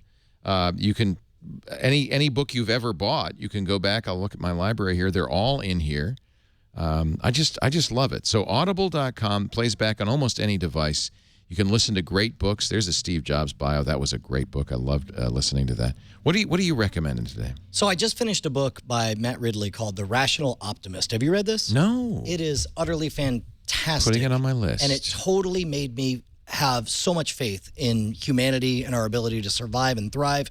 One of the things he does is he basically makes a case for, hey, man, things are just going to get better. Technology's awesome. Free trade encourages this marketplace of ideas, causes people to compete, to come up with more efficient solutions. And that's why humanity, by all measures, is getting better and better year after year. And one of the things he says that kind of blew my mind is he says, stop measuring wealth by dollars or pesos or any other currency, because what does that mean? Right. Instead, measure wealth by what you can get for what the average person has to invest in time, right? Yeah. So in ancient Babylon, it would take 6 hours of effort in order to make enough money for the average person to buy enough oil for an hour's worth of reading light. 6 hours of labor for an hour's worth of reading light in the middle of the night. Then you jump forward to the Middle Ages. Now all of a sudden it's, we'll say 2 hours. I'm sure all these numbers are wrong, but 2 hours of effort to get a single tallow candle. By the time you get to the 1800s, it takes around 15 minutes of effort to get enough kerosene to light your lamp. And nowadays with our compact fluorescent bulbs, with our LED lights, the average salary in the United States of America, it takes a half second of labor to get an hour's worth of lighting. And so he also makes an interesting That's a really good way to measure it, I think. He also talks about like Louis XIV, of course, one of the most extravagant kings of France. He talks about what he had as far as available. He would apparently have 10 different meals prepared for him every single night. And so tremendously wasteful. They would have to slaughter all these pigs. And he would just go and people are like, I want that. Nowadays, we get that for I walk out my front door. I've got 15 ways to have a hamburger. Right. We have the knowledge of all the greatest thinkers in humanity. Stuff we travel in ways that were unimaginable to the pharaohs. I often think that. I often think, we live like kings. We really do. Better than kings. Better than we have hot and cold running water. Exactly. Exactly. And it doesn't take a single slave to do it. I mean, it's amazing. It's I highly enjoyed it. It totally fundamentally altered my perception of reality. I often think that we do take for granted what an interesting world. Now, obviously, it's prosperity is not evenly distributed. There are a lot of people who don't live nearly as well as a peasant in the 14th century, and we need to solve that. But I think that this is interesting. The Rational Optimist, How Prosperity Evolves, Matt Ridley. I'm going to put it on my list.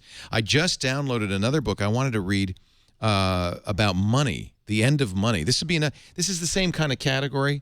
This is philosophy of modern times, kind of. The End of Money: Counterfeiters, Preachers, Techies, Dreamers, and the Coming Cashless Society. I was reading an article that referred to this, and this is what's so great about Audible. You read about something like that. Now, I would normally go to a bookstore, a library, maybe look at my Kindle. Yeah, Audible, you just download it. Boom, you got it. Seconds later, you're listening to it. When do you listen? The gym, or what do you? I listen in the car, the gym, when I walk the dog. I actually now play it. I set it up with my Sonos, so I plop my iPhone in the Sonos, and I listen while I'm cleaning house or walking, just I lie in bed and listen. I love it. I really Cleaning house, really? Yeah. What do you mean? I clean house. Hey. Well, you do, but not in that way. I do not have a cleaning lady. I don't. I clean my own. I clean my own toilets, John. You sit there and you scrub the floor in the kitchen. I do. I think it's humbling. I think it's important. I think one has to stay in touch. Yeah, you and I are rich guys. We understand. You got to stay in touch. If only. Audible.com. Here's what you do. Go to audible.com/twit2. You get 2 choices. Now you can, if you're really interested in political philosophy, there's 2 books right there that you could listen to. But if you love fiction, if you love nonfiction, we had Daniel Suarez on Triangulation on Wednesday talking about his new book. It's on Audible. Kill Decision is off. If you didn't see that interview. I did actually, because everyone sent it to me, because you told him about the Diamond Club, like one of my favorite authors. I told him about the Diamond Club and he liked it? And that was the other amazing. thing is he talked about his days. He said the best thing for being a writer, John, you'd be interested in this. He ran D&D. He was a dungeon master for like a decade. And he said, I learned the art of storytelling as a dungeon master. I want to play D&D awesome? Again. We should have a... You want to do a show? That's a show. Are you kidding me? Absolutely. Are you kidding me? You'll be packing them in with Every this Monday? one. That would be amazing. I'm serious. I will do a pen and paper. does that pen and tabletop paper. gaming show, but I think we should do a D&D. You want to be the dungeon master? I know I can't be the master, but I'll play. We got to find somebody who's a good storyteller. Play a kick-ass Wait a elf. minute, Daniel Suarez. Sure. There you Come go. on, You Dungeon got it. Master. Hey, this Leo, will be a you would be an awesome bestseller. dungeon master. Oh, I don't know. I'll have to practice up. All right, deal. I'm Deal? serious. I will Deal. come out here to play D&D. Pen and paper, though. None of this Pen and computer paper. stuff. No. Suarez wrote a weather program for D&D. It was one of his first computer programs. Do you know who I should pitch this to? Who? I'm like really good friends with Ernest Cline, the guy who did Ready Player One. Yeah. He and I both came from Austin. We used to do gigs 15 years ago at the Electric Lounge. He would be amazing as the game master for that. Deal. All right, I'll talk to him. I'll give him yeah. a call. And after with the show, I'll talk to you about where we're going to put this because I have an idea that I is a don't good want to table put The right end now. is near. I have a very good idea. We always wanted to do poker. Remember that? We wanted to do instead of TWiT should have been a poker game, and then we'd do the talking, but we'd also have a hand to play. Something to do. Something to do because it's so boring. So Starbucks and Square together. I think this is really interesting. That you probably know more details about this. Is Starbucks going to start having an iPad in every No, Starbucks? they're not. They're not going to do the pay with Square thing. No, they're going to accept a Square as a payment type, but they won't actually have the device and the iPad and the swiper there. That's too bad because that is amazing friction-free experience. Tell me the whole Well, it's thing. still I don't know anything friction-free. about it. You pull up your Pay with Square, and Okay. you're checking out, and you use that to check out. They just don't have an iPad. Is this don't an have an iPad, NFC deal? No, it's believe it or not, it's Wi-Fi. I think it's Wi-Fi, or is it Bluetooth? No. It just uses the internet. You don't have to be on Wi-Fi. It just goes out to your cell provider, tells it that you made a Okay, so payment. it's using whatever internet access you have. It goes to the phone company. So here, I have it right here, and I'll show you what it looks like. So you get a card case. They used to call it card case. Now they call it Pay with Square. And in your card case, you have tabs for everybody you do business with who supports this thing. So it's kind of like when you walk into a bar and you say you want to open a tab and you hand them a credit card. Instead of this, you just open your phone and you say, I want to open my tab at this bar. Now you have an open tab at the bar. So it gives you a directory of all the places that pay with Square. And here's our local one, Acre Coffee. Now I can look at my tabs. Let me launch my tabs thing here. Where is that? So we could tell it's been a while since I've used that. And so this is easier than pulling out a credit card and throwing it at the guy? Yes. Well, if you have an account. Because as soon as you walk in, okay, so this is the cool thing. As soon as you walk in, you show up on, there it is. You show up on their screen. They see that you've walked in. They say, hi, Leo. So you just can't walk in without somebody saying hi, You Leo? can turn it off, but I leave it on. Look at how right? happy she is. She's like, happy to see me. Hey. Oh, would you like, Leo? By the way, if it were her, I probably Leo, would. what can I get you? Hi. Leo, why are you coming back so often? Yeah. How much of a tip? This is the 4th time today, Leo.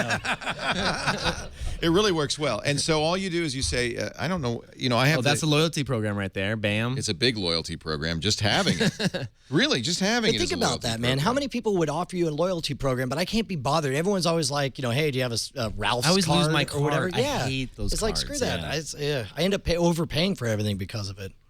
So when I go in, You end up overpaying for everything. You don't have your card. Well, because I'm always on the road, and it's Safeway always card or whatever you need. So Exactly. you can It's have like, it I set to ain't auto first. open the tab whenever you're near, whenever I'm nearby. It's using geofencing, it uses GPS, so it knows I'm nearby. Yeah. I can see previous payments, so I can see everything I've bought. Talking to that nice So lady. you're buying right into the cashless society model. This is awesome. So It's not everything can NFC. be I don't have to tracked. tap it. Everything you do will be noticed. It'll Wait go a right minute. to the insurance company saying, this Leo is going to drinking too much coffee. Jack up his rate. I don't know. I think that's a straw dad. A straw what? Straw dog. A straw daddy. Straw daddy. Straw daddy. What is it? It's a paper tiger. It's a straw dog. Yeah, you tell it to the insurance company. I don't think the insurance companies really. Oh, What yes, if they what if do. he's drinking green tea and then your rates go down? That's true. My That rates- could happen. That could happen. It's But then too you have to complicated. drink green tea all the time. Well, by then we'll have single payer insurance. And Tell you this what, will though, happen. man, it's That'll like I'm be kind the of on day. JCD's side when it comes to cash. There's nothing like just cash money. Cash money. It's filthy. That cash has It's so many awesome. germs on it. Coins are the worst. Do not touch that Who uses stuff. pennies anymore? We need to get rid of pennies. Pennies. What a stupid idea. In fact, the Thank real you. problem with pennies. You know what? I'll tell you what. I challenge each of you guys to walk around with $3,000 in 20s in your pocket and just check out how it feels. Like, You did that Until like you were somebody- rubbing the money on your Until somebody chest. steals it. I'm not gonna lie, it's kind of rad. I went in. Do you, I got wait a minute. You carry a money clip, don't you? You Yeah. carry a roll. yeah, actual cash. Do you have your roll with you? It's over there. But I'll tell Hey, you what. there I it did. is. Go get it, guys. Oh, wait. I'll tell you what, though. Some of these international gigs, a lot of the performers don't trust wire transfers, and so instead they'll actually pay with hundreds, and then and so you come back with $7,000 stuffed down your pants. I love Square. I think Square is huge.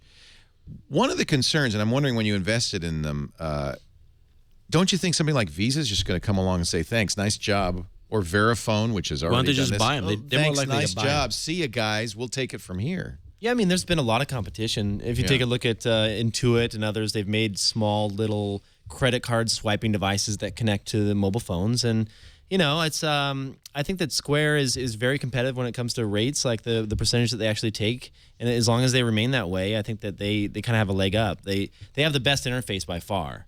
I think it comes down to user. So that's what you've determined. It comes down to user interface. Especially the tools that they provide for merchants. Very elegant. They're awesome. Yeah, it's very elegant. The I love iPad it. solution. When I sell stuff via Square, I get a receipt via email. You, as the buyer, get a map of where you bought it. You get all sorts of information that I think is very cool. Yeah, that's cool. By the way, good news. You know when you die, Google's going to pay off your wife?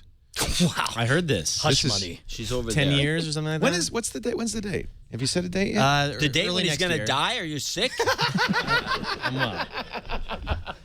The wedding. Okay. Oh, the wedding. So it turns out Chief People Officer at Google, Laszlo Block, was being interviewed, and he said, this is in an interview with Megan Casserly of Forbes magazine. This might sound ridiculous, but we've announced death benefits at Google. Apparently, they'll pay your salary, half your salary, for 10 years to a surviving spouse. That's pretty awesome. That is awesome. Yeah. The spouse will see all stocks vested immediately. Any child will receive $1,000 a month from Google until they reach age 19 or 23. You should get pregnant immediately. Yeah, yeah. on it. You can't be on it from the couch over there. You don't know that? She said thumbs up. I'm not saying her name because I don't know. It's Summer Tomato. I don't know if I don't know if it's private or not. Her name is out there everywhere. It's Daria Pino. I thought it was Summer Tomato. SummerTomato.com. I'll give her a plug. SummerTomato.com, exactly. So Summer Tomato is going to get there. half of your pay for 10 years. All this stuff. This is now the funny thing is I don't know if there's any benefit to Google. You're dead.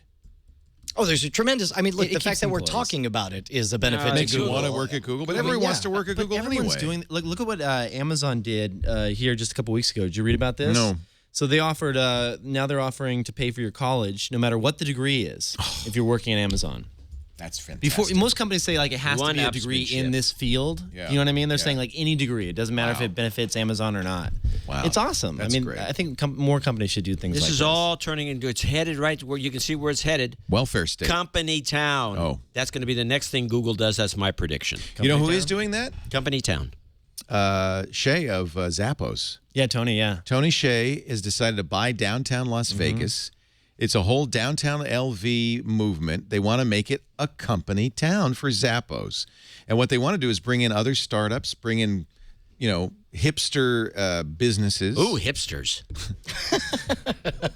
I think, is it downtown LV? Shirt you got on today. He's such a hipster. Is it downtown LV? What is So this? it's, when you say company town, we all think of shanty towns where I pay my employees Brian Brooks or whatever. my soul to the company store. Right, but what if everybody loves it and everyone else They is always jealous did that they until the don't? company folds or they turn the screws on the poor employees and say, that free stuff we were giving you, it's going to cost you a little money now. That's what happens. But it's fine. Everybody wants to knock yourself out. They are going to remake downtown. It's called the Downtown Project. I'm sorry. It's downtownproject.com. In Las Vegas? Yeah. Where all the casinos are? Yeah, the dumpy, not the dumpy strip. area. The old, I know the downtown where they have Fremont the Fremont Street Experience. Fremont down Street. there. where they got where the laser lights are. They're going to have There's lasers everywhere in Vegas. So. Yeah, right. That really narrows it down. Where the lasers are in Vegas. You know where the lights are bright?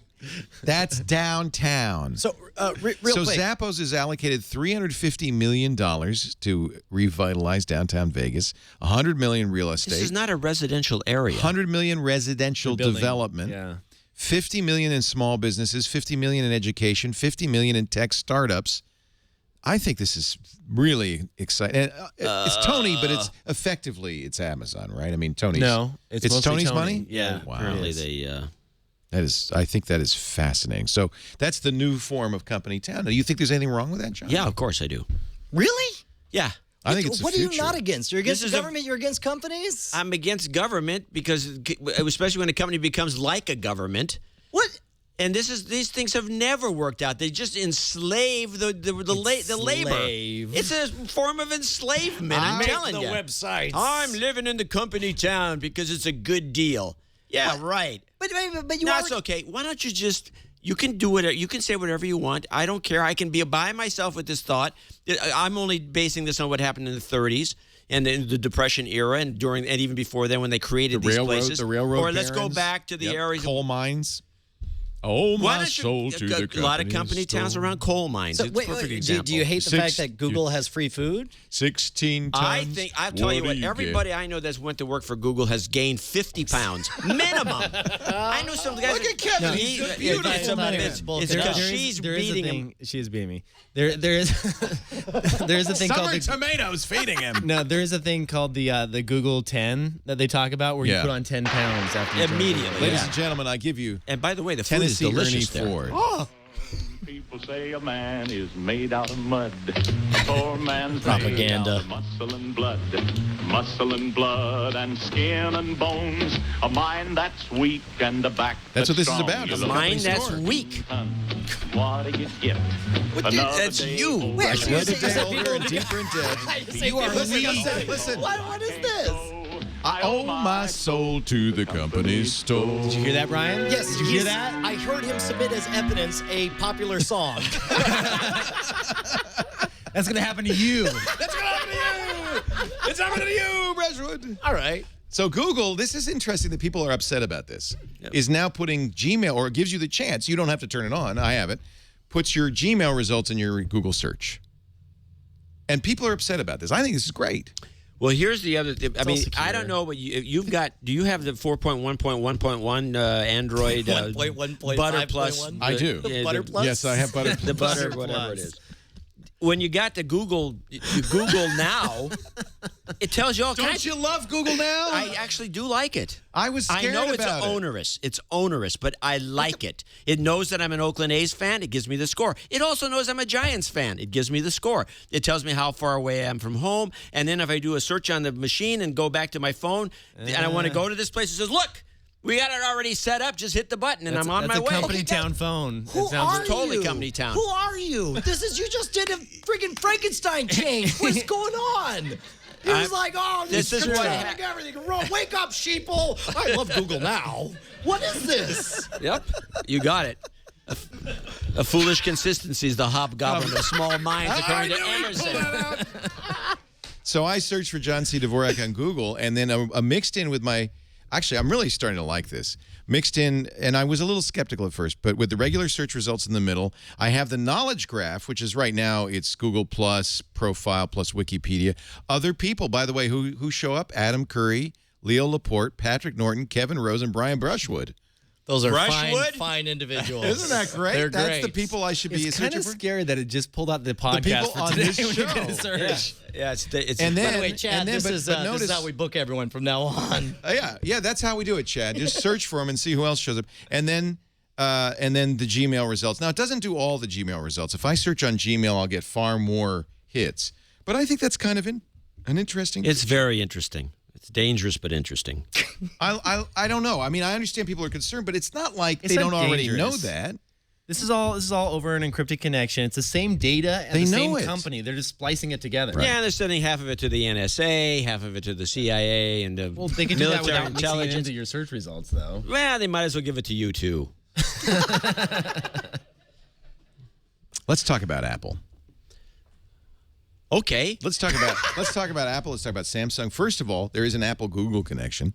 There are 3 googly things on the iPhone, 2 of which are going to be gone soon. One is Apple is replacing Google Maps with its own iOS 6 maps. Mistake. YouTube, the app, is gone, although I'm sure Google will offer its own better. That's download better one. for the You can consumers. download No, one. wait, but even then, well, I mean, we may talk about this later. You want to talk about it now? Go ahead. Let's talk about it now. Well, I mean, the thing I like about the YouTube app going away is that as a content producer, it means that we can finally monetize mobile views, which you couldn't do because Apple made You that. couldn't put any ads on it. Well, and plus, there was tons of stuff. Like, I've got content on my personal channel. I'll add popular music to different things. And then one of the crazy things everyone asks about is, like, how do you do your hair? And I just forward them the link to how I do my By the way, stupid- what happened to your hair? How do you do your hair? I'm It rocking. used to have the straight up spiky hair, and Look, now it's like man, he looks like I don't make fun of you when you're There's flaccid. still product in he, it. he looks like a still got product hipster now. You need a mustache, a douchebag You mustache. use bedhead? What do you use? Because I've been trying to get I use duplicate bees. that. I would forward you the Beeswax? video. Oh, send me the video. egg Actually, whites. It's egg whites. type in crazy video game hair 9 minutes, and this is a video where it's like a walkthrough me doing the crazy 9 spike dude. minutes it takes to do your hair? It actually takes even less now, but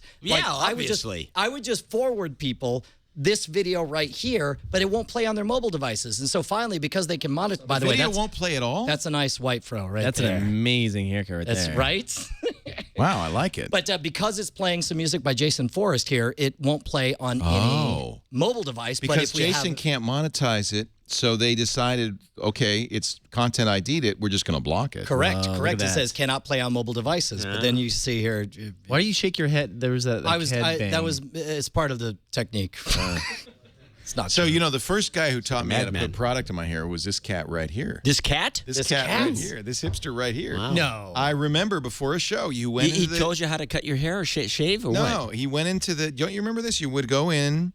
You and Dan Heward would go in to the makeup room and you'd do your hair. before the show. Before the Yeah, show. of course. Aren't you supposed to? You had a hair person do your hair. Yeah, you had a makeup person full time. We had to do it ourselves, the old-fashioned way. No, but they had this stuff but the way you did it was odd because I would comb my hair, Right, and you'd make it all nice. I'd do and we'd a mess part, ours up. and you would actually intentionally kind of make it messy and then glue it that way. It was the look.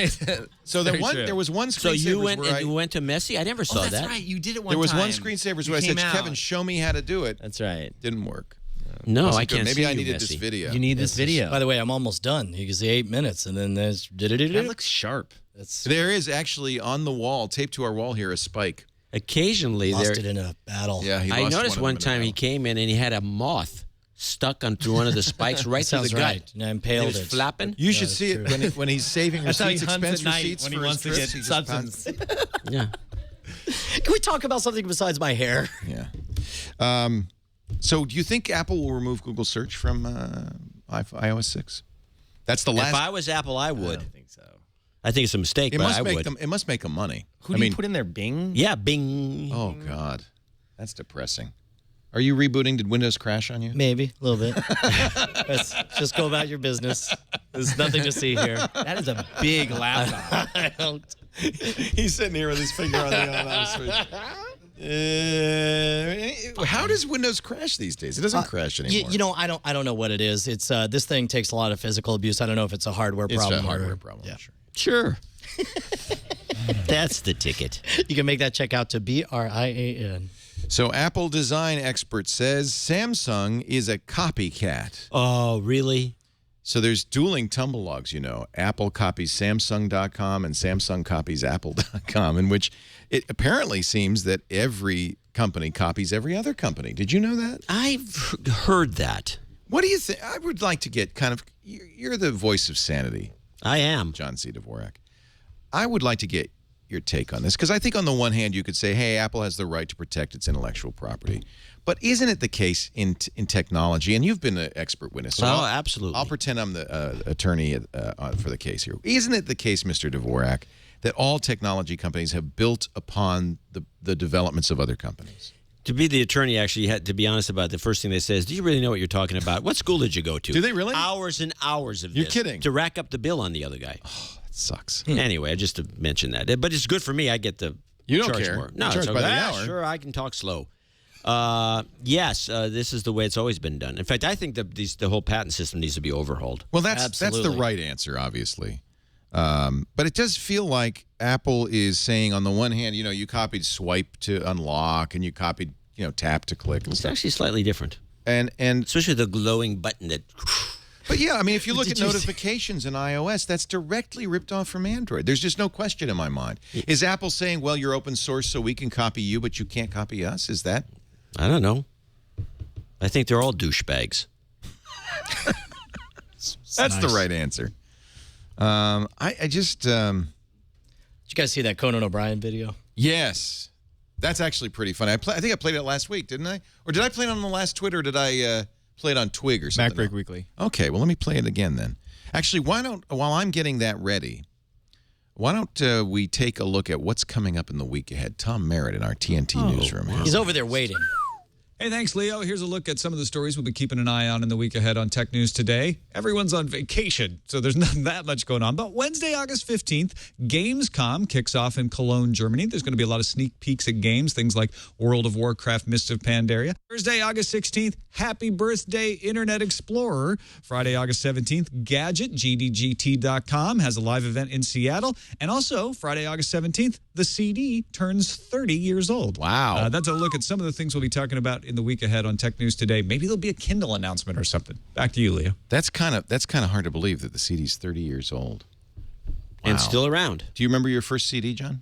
I remember the weirdest thing. I do, actually. I remember one day, because I used to shop at Tower Records for records, and then one day I walked in, and there wasn't just overnight. Yeah. It was like you go, what happened to all the out. records? There wasn't one record in the entire place. It was all CDs. Just Have you been overnight. to Tower Records lately? Now it's broke. It's a dry cleaners. Yes, actually, the one in San Francisco is a dry cleaners. Yeah. A green dry cleaners. You realize this is like confession time. You have to say what your first CD is. I can't remember. It was I can't remember what it is. I remember my first CD. I bought it in 1984. Which was what? It was Avalon by Roxy Music. Oh, yeah. And the reason I bought it is because I asked a friend of mine who was hip, who was with it. I said, I got a CD player. I want to buy a CD. What would be good to show off the new stereo? And they said Avalon. Actually, it was still one of my favorite records. What was your first CD? I got a TurboGrafx CD attachment to my TurboGrafx 16 for Christmas, and so I have figured, I can play CDs now. So I bought. Was that a Sega? No. It's TurboGrafx. It was a competitor to the Genesis. Okay. And so I got Sex Packets by Digital Underground, the Humpty Dance. You remember that? No. No, I don't either. I never heard of it. You remember your first Yeah, CD? MC Hammer. MC Hammer. Yes, same Can't time. touch this. Yeah, that was my first CD. Yeah. And now you're buddies. I told him that, actually. Oh, I yeah? felt like a dork after I told him. I'm Yeah. like, you were my first CD? And he's like, cool. I'm like, oh. Yeah, he's like, thanks for It's like thanks. translation, I'm old. You know, the most impressive thing I ever saw, though, was that picture. I don't know. This might be from Path again. I don't know if I can say this. That picture of you freebasing. Picture of you with Jack White. Yeah, that was crazy. awesome. That was of crazy. the White Stripes. I didn't even. So I was in London randomly, and I just went to this Randomly You in just London. woke up in London. Hey, I'm floating You know what it around, is. and now I'm Oh. in London. Chim chim chiroo. Randomly. I was talking at a conference. It was Randomly Web talking London. at a conference, Low of Web. course, Yeah. It was their London conference. So I randomly was there, And no, I went to this bar, and I was with Kevin Systrom from Instagram, and he was like, "Hey, I know this model. I don't know why I'm telling this." Too late, bro. You're worse. You're digging a hole. Let's go out to this bar. Daria's sitting right over here. I just want to remind you this. It was all good. So it was Kevin. It was all Kevin Systrom. Exactly. It wasn't you. So we went up to meet up with the supermodel, and like she's sitting there with like 2 other people or 3 other people, and I'm like, that guy looks familiar. And it's freaking Jack White, and I was like, "Holy shit!" He's a god. Yeah, I know. And so He's I a bought modern him. I god. bought him some scotch, and we ended up getting hammered. I had a flight at 7 a.m. the next morning. I'm like, okay, do I go home at midnight, or do I get hammered with Jack White? How do you This explain? is like that. Get him to the Greek. It's just like to get him to the Greek. How do you explain to someone like Jack White that like you heard He of the knew who internet? Kevin was. No, he did not. He was a Dig fan. Really? Well, yes. he had heard of Dig, but he didn't know like he doesn't I'll know tell you what. technology. If you want to pull a scam, He didn't even carry a cell phone. He was like, I don't believe in cell phones. I'm not. And his manager had like. See, that's the way all these celebrities are. If you want to impress a celebrity, name a website they've heard of and be like, "That was me." Like, It's true. They'd you have heard no of idea. Instagram? It's me. How's he gonna know the difference? Yeah, exactly. Do you know what Instagram Because was? the founder of I don't follow Instagram any was of this sitting next to crap. me. Yeah, That's why I exactly. couldn't do that one. I'm in. You heard It's this a- man it's a that was me, and common he's like, problem we all that have. actually, That would have was made me. it even better if you'd said Yeah, Instagram. totally. You know what that is? That was I mine. invented that. That's right. And Kevin Systrom's going, what? Yeah. What? All right, here you go. Conan O'Brien. I think this does actually. It does. It argues It's in a slow Apple's. burn, but it gets It good at the argues end. in Apple's favor. Here you go. Apple is claiming that Samsung copied iPhone technology to market its own products. Well, Samsung's vice president of electronics has already released a video that's defending his company. It's a video message defending Samsung. Let's take a look. Hello. Apple's claim that Samsung has copied their technology is an allegation we're vigorously denying. Since we entered the personal electronics space, Samsung has created products that, as you can see, bear no similarity to Apple's. Notice the grayer edge of our Galaxy phone. And what about our Galaxy tablet? Not even close.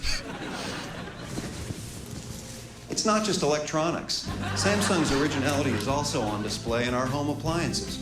Whether it's our new microwave oven, our Vac Pro vacuum cleaner, or eye washer with scroll wheel control. Don't believe me? Then come to our retail stores, where you can talk more about our products with a Samsung smart guy. A lot of people ask, how does Samsung stay so Your imagination. so innovative? It's very simple, really. We stay true to the vision of Samsung founder Stefan Jobs. Of course, it's Steve Jobs with a little long hair. That's amazing. You know, I think if they could show that in court, case closed, right? But it's more complicated than that. I mean, the Apple copies. Everybody copies. It's all inseminated. It's the Everybody's only way inseminating anything goes everybody anywhere. else. And besides that, it's not as though anyone's starving to death in the process. Well, you know who's not is the lawyers, of course. That trial will continue on. Let's talk about app.net. Dalton Caldwell, you must know Dalton. He started iMeme, very, very successful. Sold it. Who bought iMeme? AOL? MySpace. MySpace. Yeah. I knew it was somebody hip and with it. And then he took some of that money and put it into something called Pick Please, which was very cool. In fact, it was before Instagram, there was Pick Please. Unfortunately, Instagram came out shortly thereafter and just knocked it out of the park with beautiful user interface. And Pick Please and ended up folding. He took some of that money and put it to app.net, which was a marketing tool for app developers, I guess. And he's pivoted app.net. And this came out after 2 very controversial postings Dalton put on his blog. For the first one talking about, and I'd be curious about your take on this, Kevin, going to Facebook and essentially being threatened by Facebook, saying, yeah, we are either going to acquire you or we're going to bury you. You got the choice. I like that style. I don't even know you anymore. What is this? Well, that's what Dalton said. He said, Mark, what's the story? This is not the company you started. This is not what you want, is it? That was very controversial. Then he wrote an article about Twitter saying that they're poor stewards of what really should be almost a public utility, that Twitter made a choice early on, and this is, I guess, fairly well known in the Silicon Valley lore or San Francisco Valley lore, that Twitter had to decide at some point whether to support a third-party ecosystem and become kind of the internet dial tone or to become an ad-supported property. And when they decided to become an ad-supported property, inevitably what followed was you cut off the third parties. You need to drive people to your apps to see your ads. Screw the little man. Unfortunately, the Twitter was built on these third-party apps. That's what put Twitter on the map. And so there's a lot of third-party developers very upset, including Dalton, with Twitter. So he said, what I want to do, of course, this is the common wisdom. If you're not paying for something, then you are the product. You're the product on Facebook. You're the product on Twitter. The ads are what makes the money. You're the product on TWiT. I mean, you're not paying for TWiT. We show you ads. That's how we make our money. He said, but something like Twitter is too important to let it be owned by a single company. He's created something called app.net, which is he wants to make a paid Twitter service with an open API. In other words, take the other fork in the road that Twitter avoided. And he's raised $579,000. There's something in here I've noticed looking at his page. It should be noted. Don't have Scoble, your buddy, quote anything for you. He says, he's got a quote here, words about app.net. Dalton Caldwell's learnings from failure are awesome. And he inspired me, his failure apparently, inspired me to support his new idea. I disagree with this. I think one of the best. That's a terrible quote. No, there is You're such a loser that I've given you some money. There is no success without failure. The best you can do is you fail don't faster. put this in a quote? Yes. No. By all means. There's no. This is a negative way of doing things. So it's very bare bones right now. I'm on app.net. It's early alpha stage. So everyone has to pay. Yeah. That's his idea. But we don't know how much. He $50 hasn't a year, said. too. Well, no, we don't know. Well, that's what he said. That's what he's asking for now. Okay. I gave him $100 to be a developer. So with $100, you get access to additional developer tools. Can we put a Deadpool in right now? Well, that's the question. It really feels like it's going to be dead, and yet I really think we do need an open Twitter. I think we do too, but I'll put money down. It's hopeless, isn't it? Yeah, of course. Because Twitter's so good, it works. Now, why can't and they so do does something Facebook. like- Facebook people love it. Yeah. Why can't they refuse do to use it. You know what? Anyway. That's interesting because every time they do studies, people who use Facebook hate it. Doesn't mean they don't use it, but nobody loves Facebook. But everybody wants what Facebook gives you, that connection. So I think that he's doing a great thing for developers here with this idea. No doubt about that. It's a great API. It's a great API. It's a great idea for developers that have been burnt by Twitter. For consumers, I don't know that we feel that Twitter is problem. just like I've never gone to Twitter and thought like, oh my God, so many ads on here. I just can't take it. Like I think they do a pretty good job at keeping them lightweight and not rarely bombarding He's us. solving a problem that exists, but nobody knows it exists. Perhaps. Is that, you think? Well, I mean, from a consumer perspective, is it a problem then at that point? No. Well, a lot of people are using this for brand building too. They're using it like celebrities come on board, sports figures, you name it. They like the fact that they have 3 million plus followers. Like they're not going to use this if they only have 10,000 paid followers or 50,000 paid followers. Like, right. I don't know if app.net will fix it or not, but one of the other articles that we were talking about tonight is the underground trade of Twitter followers. And I actually went on. When you say paid followers, it really is paid. Well, I'll tell you, it's astonishing how cheap it is. I'm not going to lie. Like, I'm a little embarrassed of my Twitter follower count, and part of me wants to spend $18 to get 40,000 more followers on there. So That's a Barracuda good Labs, Barracuda, of course, is an appliance that businesses use to protect them. They did a research study. Jason Ding, research scientist at Barracuda Labs, set up a team of 3 Twitter accounts, and purchased between 20,000 and 70,000 Twitter followers from eBay. Okay, so here, I just went to eBay and I typed in Twitter followers, and at the top you got 30,000 Twitter followers within 96 hours, no admin access And this required. actually works, by the way. 20,000 followers for $15, 100,000 followers for $80. It's like, come on, man. It's like, let's just do this. Buy it now. Buy now. Buy it now. Makes you wonder. Buy it. Come on. I mean, look at these.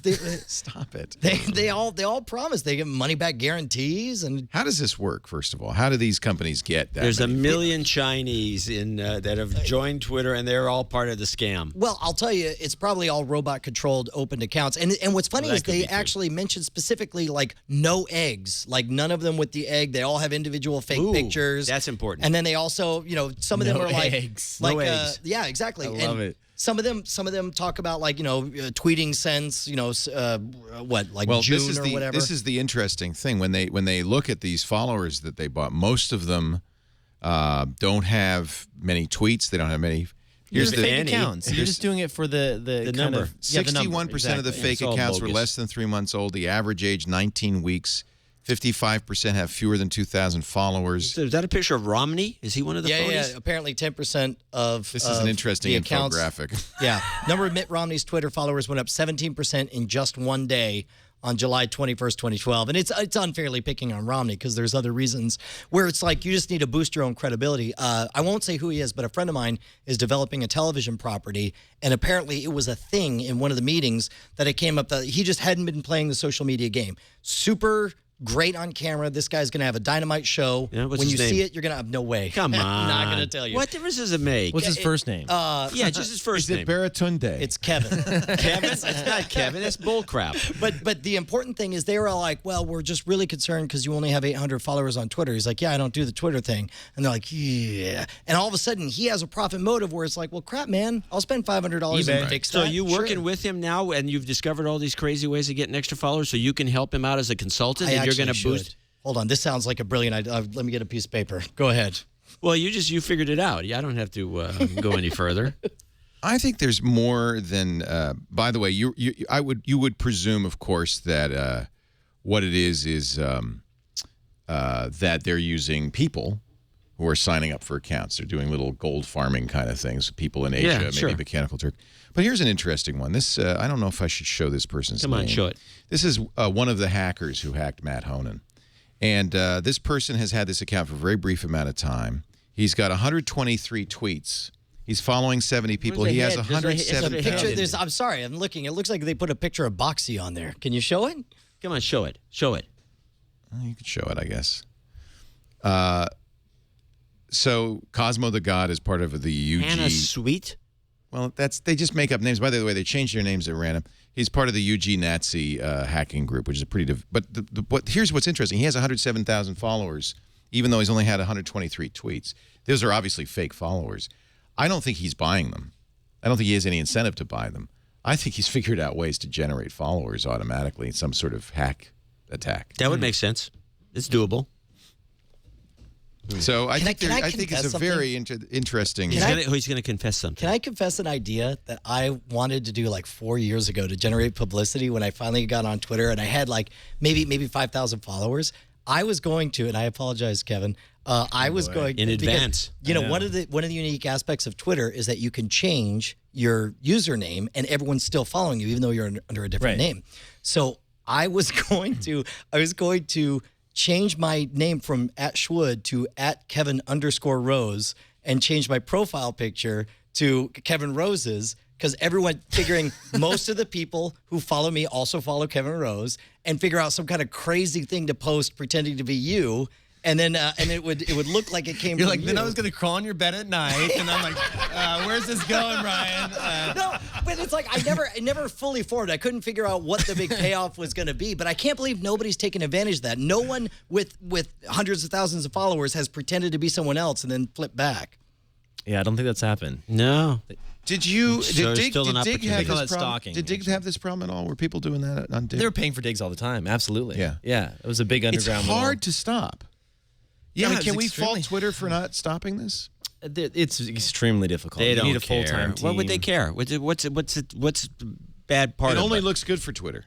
Yeah, makes it look even like everyone's wow. But it does attack the credibility of paying any attention to follower numbers, right? I mean, that's bogus. I guess they don't care. What would the Twitter care? Yeah, they don't care. Have you noticed? I just think back when Kevin and I were in a race. Yeah, I know the two of you number one. You know how many followers we had when we were in a race? 5,000. Yeah, it was something like that. Yeah. Hey, I was in the top 10 list during that era. 5,000 was like you were number one on Twitter if you had 5,000 followers. I noticed this one thing earlier. A follower meant something.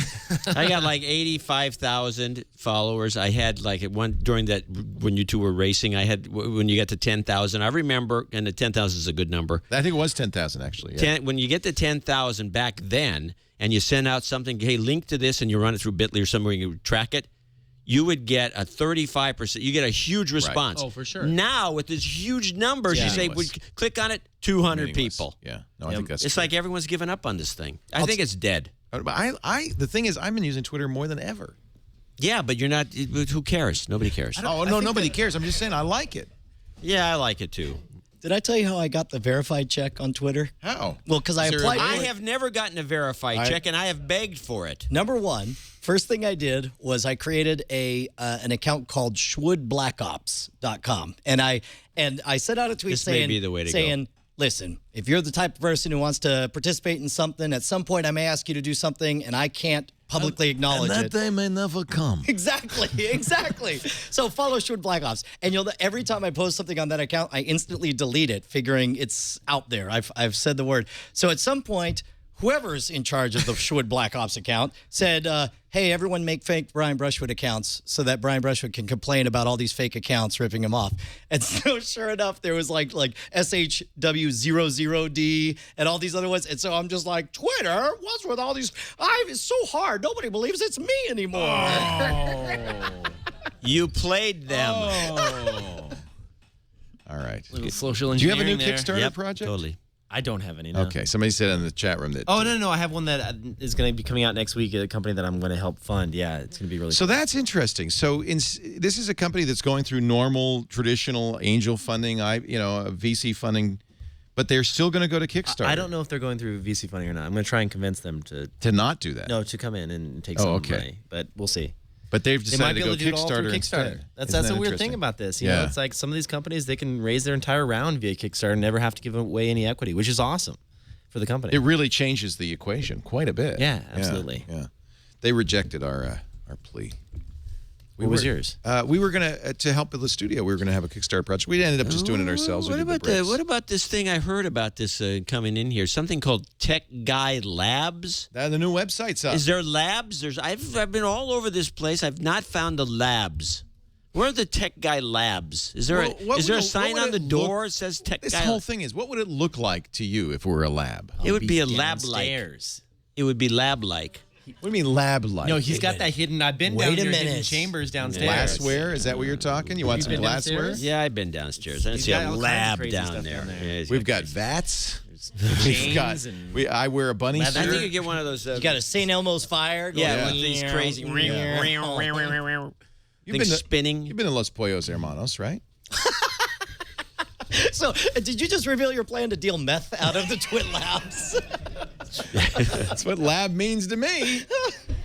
All right, we're going to take a break. You know what they did? You know what they did? They completely disintermediated the post office, and I wasn't even looking. Stamps.com. It's so cool. You do not have to go to the post office anymore. This would mean, this is one of your major sponsors. Yes. This would mean that the post office is important to you because they still use the postal system to deliver the mail. That's true. No, that's so a very you good shouldn't point. be on the side of these idiots in Congress that are trying to screw the American public by closing the post office because of the phony baloney 75 years in advance. Wait a minute. Are they trying to put the post office out of business? Yeah. They made them pre-fund their retirement for the next 75 years so they could break them.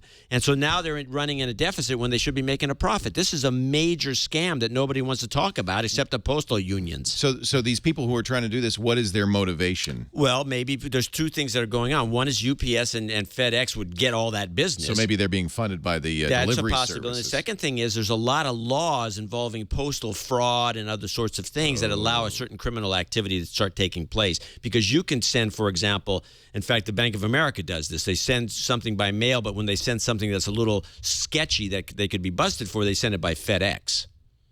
What does Bank of America send via FedEx that's sketchy? I'll talk to you. I'm going to discuss it in a future like No heroin. Agenda show. Bank of America. No. They deal heroin. The Bank of America is foreclosing on people that they have no right to foreclose on. And they've been sending most of the paperwork on that all goes out through FedEx. But you understand the United States Constitution, yeah, it's got it in there. Created the Postal Service. Yeah, I realize that. Article 1, I am Section just- 8, Clause 7 empowers Congress to establish post offices. They are trying to screw the post office. But they can't because it's in the They Constitution. can do whatever they want. They can? Who's they? I don't know. Congress is the one that's doing it. They can't do whatever they want. It's in the gosh Yeah, darn but the post office Constitution. can be shoved down to some little entity that means nothing. Well, maybe this is I'm telling you, you should be- Stamps.com is trying to do this. No, they're not. They're using the post. Stamps.com's doing the right thing, and you should do the right thing by Stamps.com. I agree. And support the post You know, office. they've sent over 2 billion letters and packages using Stamps.com. 2 billion letters and packages. The post office loves Stamps.com. I'll tell you why. Because you basically turn your desk into a post office. You print your own U.S. postage with your computer, your printer. You don't need a postage meter. You know who doesn't love Stamps.com? Pitney Bowes must hate these guys. Who's going to buy a postage meter or rent one? You can't even buy them. Who's going to lease a postage meter? When you can do this, you print it with your own computer. They have the USB scale. It automatically tells you exactly how much postage, so you never have to put a penny more on than you need. Do you get a scale? I don't know. How do you know how much a package weighs? You get a scale. Oh, they give you a scale. A USB scale. Plugs right in the computer. So you plop the letter on there, prints right on the letter, which looks very nice. They'll even fill out forms. If you're an Amazon or eBay seller, they will take the data from the page and create the whole thing. Same thing with QuickBooks. So if you're doing invoices or so forth, it just takes it from QuickBooks. You know what the best part is? What? You don't have to physically go to the post. If you put physical postage on your stamps, if it's over 2 pounds. 13 ounces. 13 ounces, right? 13 ounces. Yeah, the Unabomber ruined it for all of us, right? So you can't put physical stamps on it, but if you have a meter, they'll come pick it up. Well, you don't even need a meter, but you're right. The indicia, Stamps.com, the indicia sure. you're printing at Stamps.com have identity information in it, Right. so they say fine. The mail carrier comes, picks it up. You can schedule a pickup or use your regular pickup.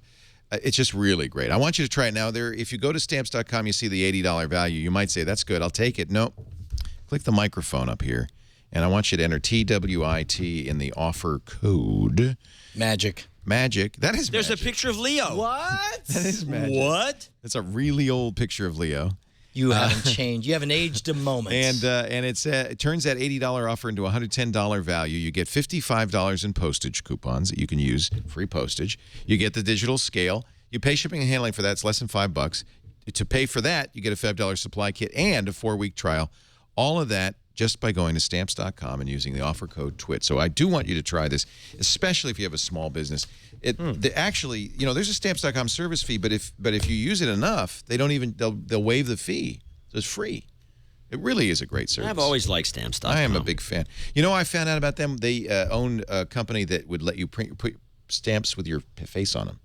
So I have Leo Laporte stamps. The problem is they're like 22-cent stamps. They're not. They're still good. Well, I need 2 of them. Yeah, it just means more of your face. More of my face.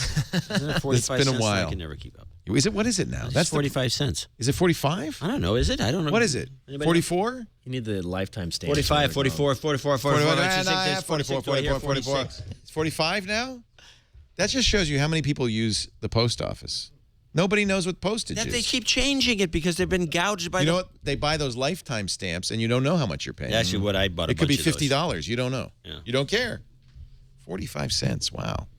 They Still raised steal. it again. When they do that? Because they're being screwed over and they need a little more money and cash flow. Screwed over, sure. They are. Have you ever felt like they're being screwed over when you go to the post office? Who do you think's being screwed when you go to the post office? I have a great post office in there's 2 post offices I have access to, and one of them is a fantastic operation. You get in, you get out. I don't have any you complaints. go to the post office, they're dead inside. This is There's your soulless eyes. This is of a your dead post office worker. Because they keep. Nobody likes. It's the worst thing ever. This is because you keep going in there. Will you stop? So I want to build a set. This, I think, is another show. So we're going to do the game, the Dungeons and Dragons show. Another set, I'm going to build like a back porch, and I'll have like a little pickle. Oh, you're not back on this again, are you? Yeah, I have a little pickle barrel, a couple of rocking chairs. You and me, we'll sit there. Pickle barrel. You know, it's a cracker barrel. Post office is really in trouble, John. Yep, I hear. I'm telling you, you got a Congress has it in all over the for 'em. map, man. Defending the post office. All right. I like. You know what? Look into it. I have to admit, the best thing in the world getting mail. Oh, physical mail's great. Yeah. What? Mail sucks. Wait, getting. You like getting letters in the mail? Are you kidding? And you busted. It's a mystery, and you If I could smell the turn- perfume on there. It's a mystery. I don't know.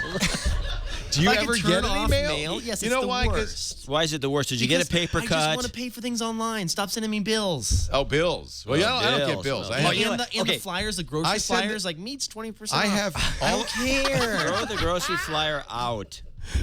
I have all my bills sent to prisoners in South Dakota. You do paymybills.com? Yeah. Or it's Paytrust now. Paytrust, yeah. You know this. I finally shut it down. I used it for like You shut half it down? a decade. Yeah, I You just mean you don't use it anymore? we moved, and then the bills I cared about were coming to my house. I was like, there's like 2 bills that were going up to South Dakota.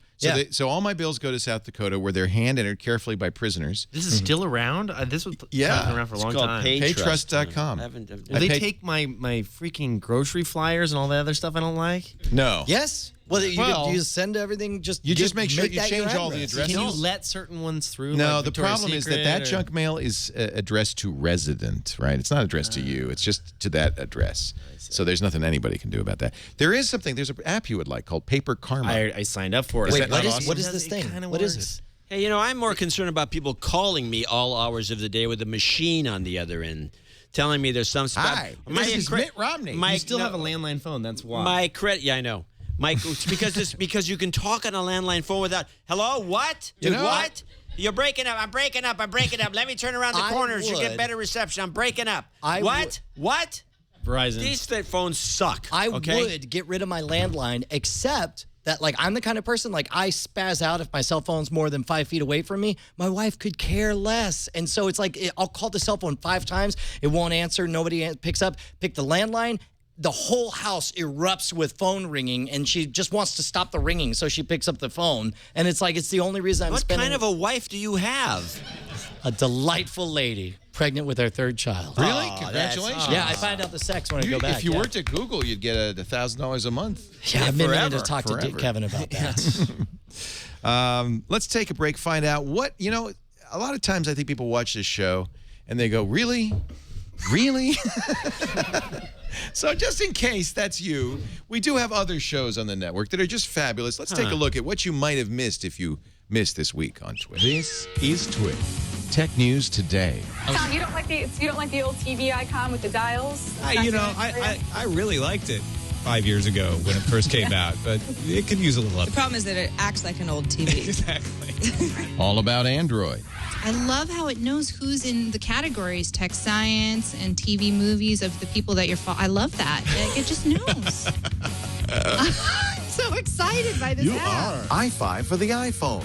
It's my absolute favorite must-have iPhone add-on for anybody who's a heavy app user or finds themselves running into battery life issues regularly. You don't have to live this way. Here's the answer. GizWiz. The pop-up hot dog toaster. Is it that hard to cook a hot dog that you need a pop-up hot dog toaster? Well, really? Hey, go toast a hot dog, kid. I'll be back later. If you missed get this your week wieners on stuck. TWiT, you missed a lot. No, you can't. You can't use those wieners that This plump when was you a cook them. house ad, Leo. Yeah, it's a house ad. Huh. What's the matter? Nothing. I just didn't think that you'd ever do a house ad ever. I love it, for one. Well, yeah. Because we feature NSFW. But I think a lot of people who watch some of our shows don't know about NSFW, which is a really, really wonderful show. And it should be said that actually this all was born out of the fact that, like, the stuff was happening, especially with Game On. Obviously, Game On, we didn't hit our numbers. I we had blew to it on cancel Game On, and I wanted to make sure I didn't do that. And there was a lot of people who said, well, I'm a huge fan. I didn't know you were doing a gaming show. You didn't blah, blah, blah. So this is a way to in-house let all the fans know. Exactly how it happened. Speaking of which, Zane Donovan and Kevin Rose separated at birth. Who is Zane Donovan? I don't know. From Eureka. He's in Eureka, I believe. Some guy, some random guy. I don't think he looks that much It like doesn't you. look anything like him. Maybe if Kevin put on 30 more pounds. I don't know. I think Kevin's a lot cuter. Thank you. Thank you. No, thank you. No, thank you. Thank you. Thank you for being so cute. Facebook says likes are free speech. This is a really interesting case. A deputy sheriff lost his job after he liked the Facebook campaign page of his boss's rival. Yeah. They fired him because he liked the other guy. Oh, that's and they not get good. elected. Oh. Sure. Okay. Sounds like a bullshit story. Moving on to item 2. Let's see. I have other stories here. Oh, this is a good story, actually. Unlike everything else we've covered. Yeah, the appeals court says it's okay to wiretap people. warrantlessly. Of course. Why not? What could be It wrong goes right with in that? with the company town thing. So this is I don't know. It really isn't technology, but it frosts my It's nuggets. kind of technology. You're wiretapping. Yeah. Apparently, it is legal. These are the Well, these are the Bush era Bush era spy investigations. program. Well, the Obama can just kill it overnight. Sure, because that's. Tell me one policy that Obama hasn't just done that was the Bush era policy just times 11.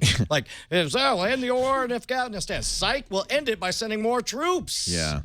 What, do you hate Obama? I hate all of those assholes. Okay, well, that's fine. That's The different. National Security Agency is allowed to spy on you if you are making a call in the United States if they believe the other person on the other end is overseas and associated with terrorism. And they don't need to ask for a warrant. They just flip a switch and they listen. My AT&T, understanding is that the NSA has been recording everything anyway. well, we don't know. This is certainly a case. AT&T has agreed to help out. Help out. We're going to help you guys out. Now, this could be appealed. This was a single judge. This wasn't it wasn't appeals court, but we could go farther. Yeah. That just bothers me. Why? I just thought I'd bring it up because I don't think the government should be allowed to spy on anybody without a warrant. Huh. Wait, what is this? Huh? What? What's Nothing. It's called the Fourth Amendment, bro. Why don't you check it out, Bro. Unwarranted search and seizure, dude. Yeah, we already got the dude thing out of the way. Beware, people without Facebook accounts are suspicious. That would be me. No You don't Facebook have a Facebook account? No. There's a phony one on there that appears to be me, but it's not, believe me. Do you know what's I funny? do not want to. All I see is a bunch of. Everyone I know has got Facebook. They're slack-jawed, bug-eyed, and they're staring at the screen on Facebook, scrolling on what their high school friends were doing, that they haven't seen for 30 years, but now they're following them. What a waste of time. So here's what's funny is I read this article and I thought, well, this is bogus. I'm not suspicious of people who don't have Facebook accounts until just now when you said you don't have a Facebook account. And I got very suspicious. That's a little weird. He doesn't have an answering machine either. It's a little weird.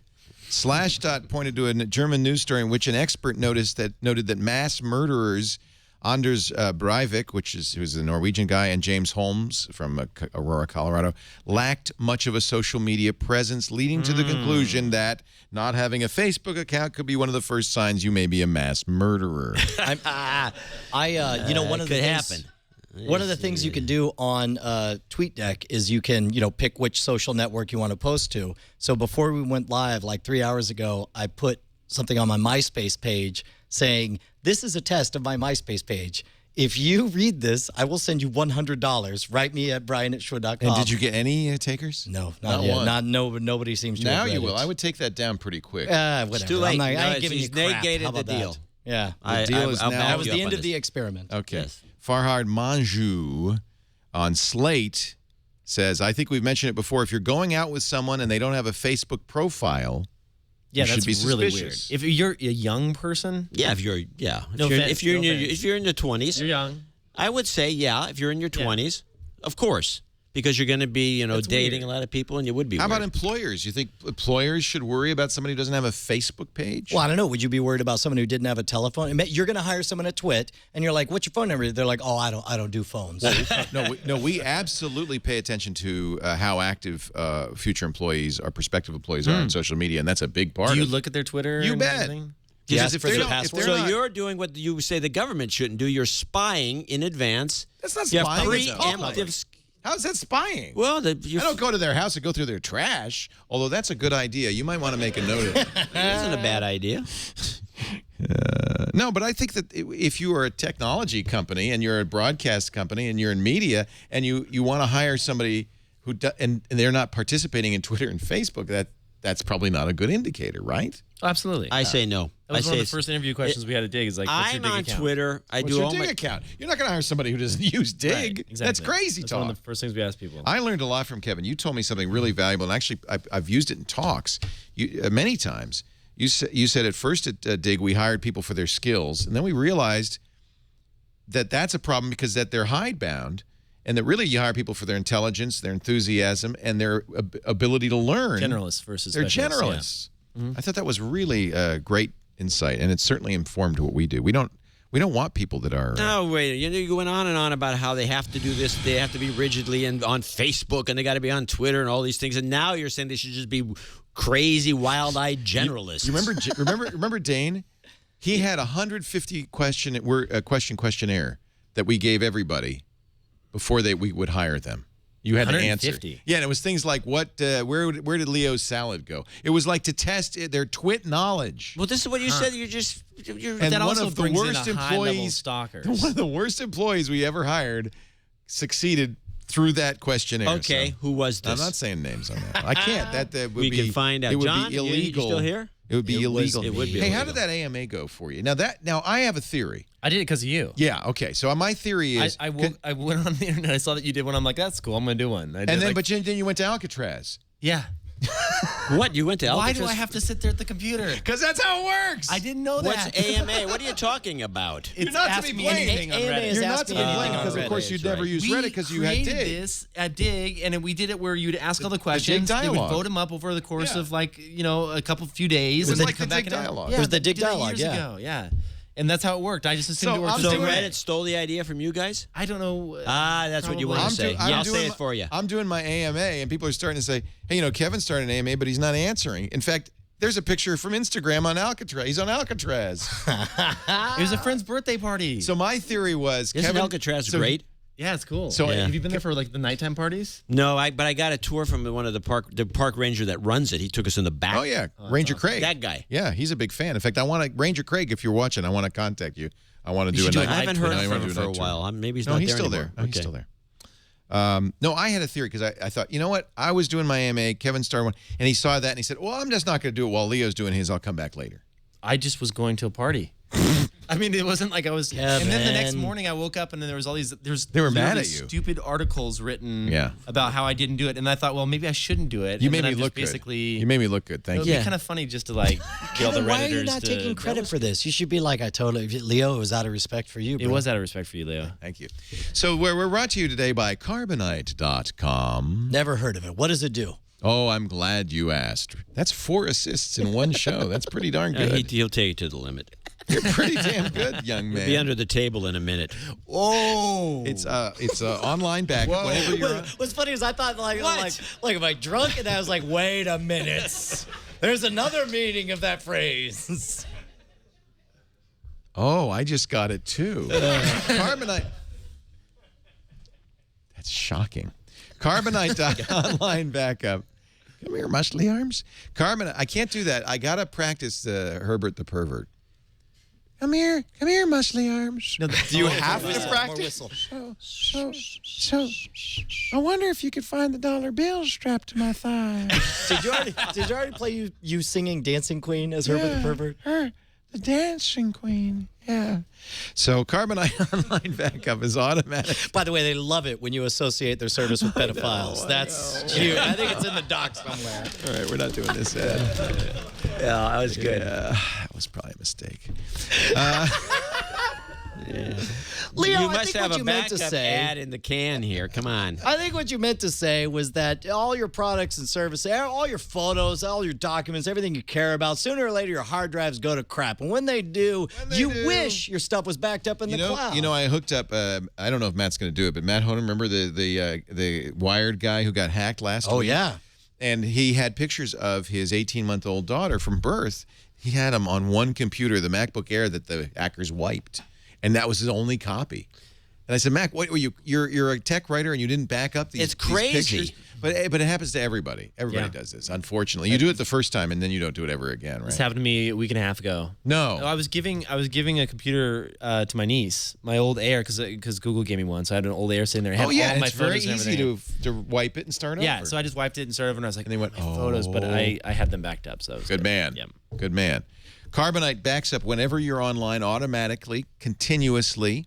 You can encrypt it. It's HTTPS, so you can use it anywhere. You don't have to worry about that. But you can further encrypt it, and only you hold the keys, so it's very private. I love Carbonite, and I want you to try it out free for 2 weeks.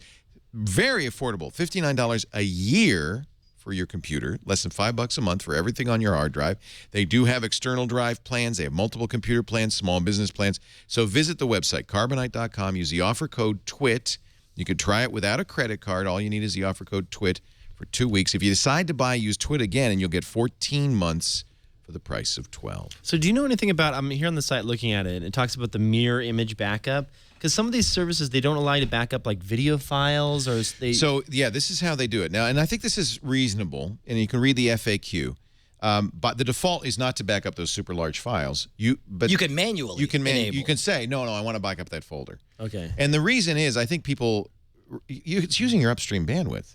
So people forget that, if you have terabytes of data, uncompressed video, whatever it may be, it's going to take a really long time because there's lots of people out there who have 128K up. Do the math. It's going to take you 4 years to back up that 5 terabytes. So I think reasonably they turn off the super large files by default. So if you're just using the automatic settings, but you can always go in there. The other thing they do if is that's important to you, you can fix it. it. Anything over 4 gigabytes must be manually added. That makes sense. 4 gigabytes is actually huge. It's huge. Yeah. So I think that's reasonable. I think they do have some limits on the trial offer as well. I don't think you'd get the full. I think you don't get to backup video on the trial offer. But again, it's like once you've done it, think about it. Like it becomes incremental after that. You get the bulk of the. Yeah, it takes 2 weeks to do it at first, and then you're done. Awesome. This made me so happy. The Ustream Mars Curiosity broadcast right after happened Sunday, right after TWiT. We did our own broadcast. Beat primetime CNN. Okay, well. First of all, I know where you're going with this. It's CNN we're talking about. Who's They not didn't beat who's Fox. not on the best of time. But 3.2 million people in total checked the stream on Ustream. 3.2 million. Peak viewership, 500,000 people. Primetime Sunday night, CNN is 426,000, I should say, less. MSNBC, 365,000. Fox does have 803,000, so it's a little bit bigger. But that's a lot of people. It makes me wonder why you didn't see much coverage of it on mainstream. Well, I think because it required a lot of context, and this is something, if you tuned into the special, you saw that here at TWiT, it was just a Robert Young, cool. and it was. I saw you in the chat room as well. I Skyped in for a bit. Dr. Kiki Skyped in. Dr. Kiki. We had Bill Sell, who was in charge of the Sky Crane, explain what was going on. It was the context. Jonathan that really, Sterling from How Things Work. Is that his name? How Stuff Works. It's Jonathan Strickland. Strickland. That's his name. And so, yes, you got a lot of context, but I really thought about this and I realized exactly what it is. What is it? Unmanned missions. It's very hard to get people to care about unmanned space missions. When there's humans, if there were humans landing on Mars, it'd be the biggest thing ever. They would have had to move the Olympics. Right. But because it was a machine, even though it's a Volkswagen-sized space You're totally lab. correct on this. Well, it's like, what, $2.6 billion went It's into an amazing thing. But it's not a human, and there's no risk involved. I agree. You got to say, I in watching the coverage, I think that you get excited because of what just happened. Yes, and that was cool. But we were getting pictures back of Mars. Yeah, yes, kind of. They were resizing them and trying to. Dusty. They were okay. They were dusty. You kind of. I was hoping when I tuned in, I'm like, okay, here comes the live stream. When are they turn on the cameras? I was expecting something a little bit more modern and HD streaming from Mars or something like that. I know the tech doesn't exist, but it's 14. You understand? It's 14 minutes by the speed of light to Mars. That's crazy, right? So, so that's the latency, and the bandwidth is only 8 kilobits per second. I'm watching this. It was so fun to watch it, and the bad astronomer Phil Plait was also on our show, and he tweets, "It's landed," and everybody said, "No, it hasn't landed yet. It's just deploying the parachutes." No, he was right. It had landed. Minutes. Yeah. But we were seeing what was happening. Everybody at JPL was seeing what was happening 14 minutes later. So there's no control then at all. No. There was, in fact... That's why it's amazing. Yeah, they had this crane autonomously launches, drops the nylon strings, cuts the strings, flies off. It's amazing. And think about how many problems they had to solve. This thing was coming down. At least 10. The atmosphere is too thin. The atmosphere is too thin for them That'd be to a great use. dig story. 10 problems they solved to land on Mars. Well, because the atmosphere is too thin. Like, people would look at the video, and first of all, NASA has become incredibly media savvy. They understand that now that they're a smaller operation. I was impressed by that. They understand the importance of social media. They had Mars Curiosity tweeting. Of course, they personified, they anthropomorphized advertised the They lander. had Mohawk guy tweeting. Sure, and they also had a trailer to get people excited, to set up the context for everything. When people looked at the trailer, they're like, well, that's a bit cartoonish. This is a kludgy way to land a rover, but they used the parachutes at first to slow it down. You can't use the parachutes entirely because the Mars atmosphere is too thin. It's going to land and crash. This thing's like So you 1.5 have to tons. use rockets. Well, but the there's problem a with problem. rockets is you try to land it Buck Rogers style. There's so many fines on the Martian surface, and when you say fines are different than dust are 1,000 times thicker than fines. That you're going to get them inside. It's going to be a big mess. It could screw up the equipment. So what they did was basically like Burning Man. Yes. After a week, everybody was high. It was amazing. But they used the parachutes to get it down to decelerate, and then they have this kind of lander with rockets, but they can't bring the rockets all the way down to the surface, so they have it hover, and they lower this 1.5-ton lander onto the surface. And man, it was electric. It was magic, man. And those of us who were in the chat room really had a sense of we were participating and watching something exciting. But this is why you have manned missions, because if you're really going to get people to care, you got to put a person there, I think. Yeah. No, I'm in total agreement with your theory. Well, it's pricey though. It's pricey and it's dangerous. And it's slow the and stupid. Curiosity ain't coming back. You put a human there, you kind of have to bring him back. So Carl Sagan was big on robotic exploration. He was like, for every one human you send, you could send 10 robots. It's the smart thing to do. However, James Cameron is very big on getting people off this rock. And that's because James Cameron's a storyteller, and he understands that without the human element, there's no consensus on this. James Cameron did an article in Wired in which he points out that not a single woman in the history of mankind has seen all of Earth as an orb from the distance. Only men, no women, and it's been like 30, 40 years since the last Apollo mission, since he described low Earth orbit as the equivalent of putting your face up against a basketball. I'm going to make a prediction. There is a young girl right now, probably middle school or high school. It's my daughter. Who will be the first woman on Mars, the first person on Mars. It will be a woman, and she is right now watching. Right now, this show. She's watching TWiT. I love Daddy, and I hope I get to go to Mars. No, I'm okay with this. No, but she was definitely watching the Curiosity landing. She was definitely watching that, and I bet you anything that's exactly what happens. You know, I hope it happens in my lifetime. That's actually one of my big regrets is that I was on the road when that happened. I would have loved to. Amazing. You know, we got an 8-inch Dobsonian telescope, and we covered the Venus transit. We covered the Ring of Fire. Oh, that's neat. Eclipse.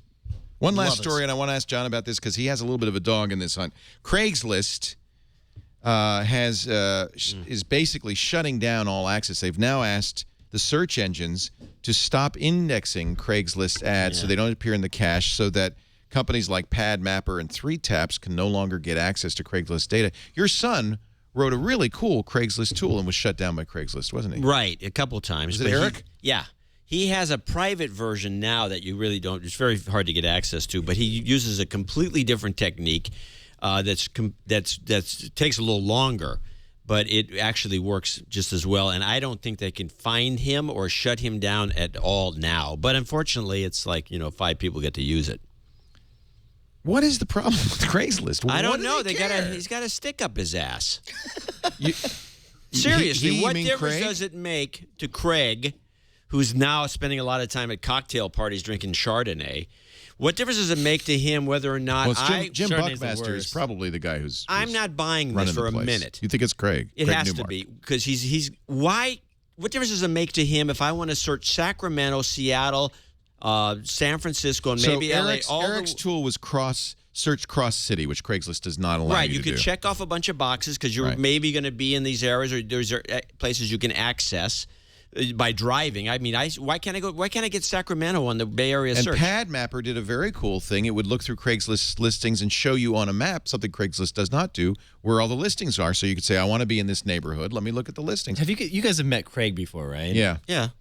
It's Craig. He's just like, he doesn't want to change anything. He likes squirrels. I think you're right. You he think does it's like just, squirrels. He tweets them all the time. Yeah. So you think it's just merely a kind of a deep-rooted conservatism? Yeah, exactly. He's just like, he's happy with the way things are, man. Doesn't want people screwing it up. It is risky because ultimately somebody is going to come along and steal it, right? Oh, absolutely. In fact, I would bet you have investments in 3 or 4 companies that are looking at that. I think I know the space that's actually going to pull it off. It's not going to be a direct Craigslist competitor, but I think it's going to be the build-out of the neighborhood graph. Oh, you agree with Jenna Wortham writing in the New York Times? She was talking about Highlight, for instance, which is kind of using who's nearby. But you think it's going to be... I'm not a fan of Highlight. I just have never gotten into it. I know I am not either. I agree with you. I think Nextdoor is doing good space. Nextdoor.com is doing good work in this space. I believe that, Nick Bilton's also written quite a bit about this, saying... about neighborhood graphs being built out. Yeah. It's coming. I can feel it. Like the fact that we don't know who our neighbors are in San Francisco. Like I know who's to the left and right and top and bottom, but I don't know who lives across the street or down the street. Right. There's going to be a graph built out. There's going to be services on top of that graph that are going to be everything from neighborhood watch to creating a platform for trading goods with each other. It's going to happen. So I think that's how Craigslist will ultimately be disrupted. Nick writes, so why hasn't anyone managed to unseat Craigslist, a site that's barely changed in close to 20 years? It has dug an effective moat by cultivating an exaggerated image of doing good, the peace sign icon, things like that, that keeps its customers loyal, while behind the scenes it bullies any rivals that come near and stifles innovation. Social will take these guys away. That's what's going to happen. Craig, you're a nice guy. Of course, he doesn't need the money now, right? I presume that he's done well enough. He sold a big chunk of it to eBay, I think, a long time ago for hundreds of millions. He's fine. Hey, it's been so much fun. You guys are great. I got to tell you, though, next week is going to be a much prettier show. What? Yes, Callie Lewis will be joining us. Shira Lazar will be joining us. But the prettiest of all, Kevin Pereira. It's going to be... No way. Yeah. He's coming. So, okay, what is this the people I used is this the people I used to fight with episode that you have coming up next week? It's all the people I hate next week on TWiT. I hope you'll all tune in for that. No, I felt so bad because... He's a good dude. You said that, too. Yeah, it's boring, but somebody asked me on Twitter, why don't you have Adam Sessler and Kevin Pereira on ever? And I foolishly, because it's the brevity of Twitter, I said, well, because they're tainted by G4. Boy, did I break somebody's heart. I mean, it's tough to have that nuance because what you meant to say is that's the reason they haven't been on is because I'm still bitter about G4. Still bitter. Well, and actually I invoked your name because I said, one of the things I fear is that G4 bro audience. I think that some ways... Oh, yeah, you brought this up the other day. Dig's audience kind of got tainted a little bit because your association with G4 brought in a bunch of kind of not such great community members. And I think that's not what hurt Dig in the long run. You said idiots, though, I think is the word. Idiots would be the word. Yeah. So, in fact, what I said is I don't think I love Adam Sessler, and I think there's nothing... I don't know Kevin Pereira, and in fact, I've never seen his work, but I'm sure he's a nice guy. Everybody I know, like you and Sarah, says he's great. But it wasn't that I didn't want them on. It was I didn't want their fans on. And in fact, I think I proved my case. If you saw the bitter invective that I got on Twitter from his fans, it was kind of like, you proved the point. I proved the point. Yeah. I think I saw the tweet, actually. It was like, across the I don't even understand that. And I said, you can continue the barrage. But then I got a very sweet direct message from Kevin who said, hey, I feel bad. I was a big Screensavers fan. I was 23 years old. I didn't know what, I took it. It was a job. And so I felt so bad. I said, Kevin, come on the show. So he's going to be on the show next week. I don't know him. I've never met him. I've never seen his work. I literally have never watched. I never watched you on G4. I've never watched a minute of G4 television. So I don't know. But I'm sure he's nice. And we'll find out. And Shira's great. And Callie Lewis is great, so it's going to be a wonderful show. Can't go wrong. I had a fight with Callie Lewis over climate change. I guess I'm right. I thought it was over something else. No, it was climate change. And yeah. Well, see, I don't even know what the question is because there's so many questions. She and I were debating whether it was man-made. Nobody debates now that there is climate change. Yeah, and it's probably man-made. But the real debate is like, what can you do about it? What can we do and what should we do? It's very simple. You should paint your roofs white. If everybody painted their roofs white, it would increase the albedo of the Earth by a significant percentage, reflecting the sun's rays back into space. Have you watched Cool It, the documentary? Yeah, that'll do it. With the skeptical environmentalists? Is that what they suggest? Well, among other things. It talks about like people, there's things that people buy to feel good about the environment, and then there's things that people could do that actually make a big impact. Right. Yeah. And painting your roof white would be one of them. The hugest, absolutely. And I'll paint anybody's roof white as soon as you go to my MySpace page. You will? Yeah. The next 5 minutes. First person who goes to my MySpace page and says, By the way, I've gotten 6 emails saying $100. John C. Dvorak is at noagendashow.com.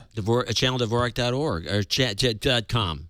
Dvorak.org/blog. I don't know. You can't even get his URL. I got too many things going on. There's this thing called a cell phone. Have you ever tried it? I got one right here. See? Yeah, that's good. A big one. You don't do the burners anymore. You decided to go for the real phone. Well, now you can somebody else virtualize the paid for burner it, so experience. You know about that app, right? That gives you, like, you can get a 20-minute burner or a 7-day burner. on a real phone? On a phone. It's an app. You just buy them. Does it give you a new number each Yes, time? it gives you a number and it burns. They do point out, like, we will comply with all, So law if somebody enforcement or subpoenas whatever. them, they'll... Right. But meanwhile, if you're out dating and you don't want to give your real number, you just use the burner app. Is that what you're doing? No, I'm at Las Pollos Hermanos. Having a little chicken dinner. Kevin Rose, great to see you. Congratulations on your success. I love the Chrome logo, the sticker on your MacBook Air. Pick that up at the Goog. You having fun? Yeah, absolutely. Yeah, It's cool to see all the stuff that hasn't been launched yet. I think that's one of the... So you know secrets. A handful. Yeah, you know some cool stuff. The Google X stuff is awesome. Yeah, everything that excited they're about that. building out there. It's Google branded ecstasy.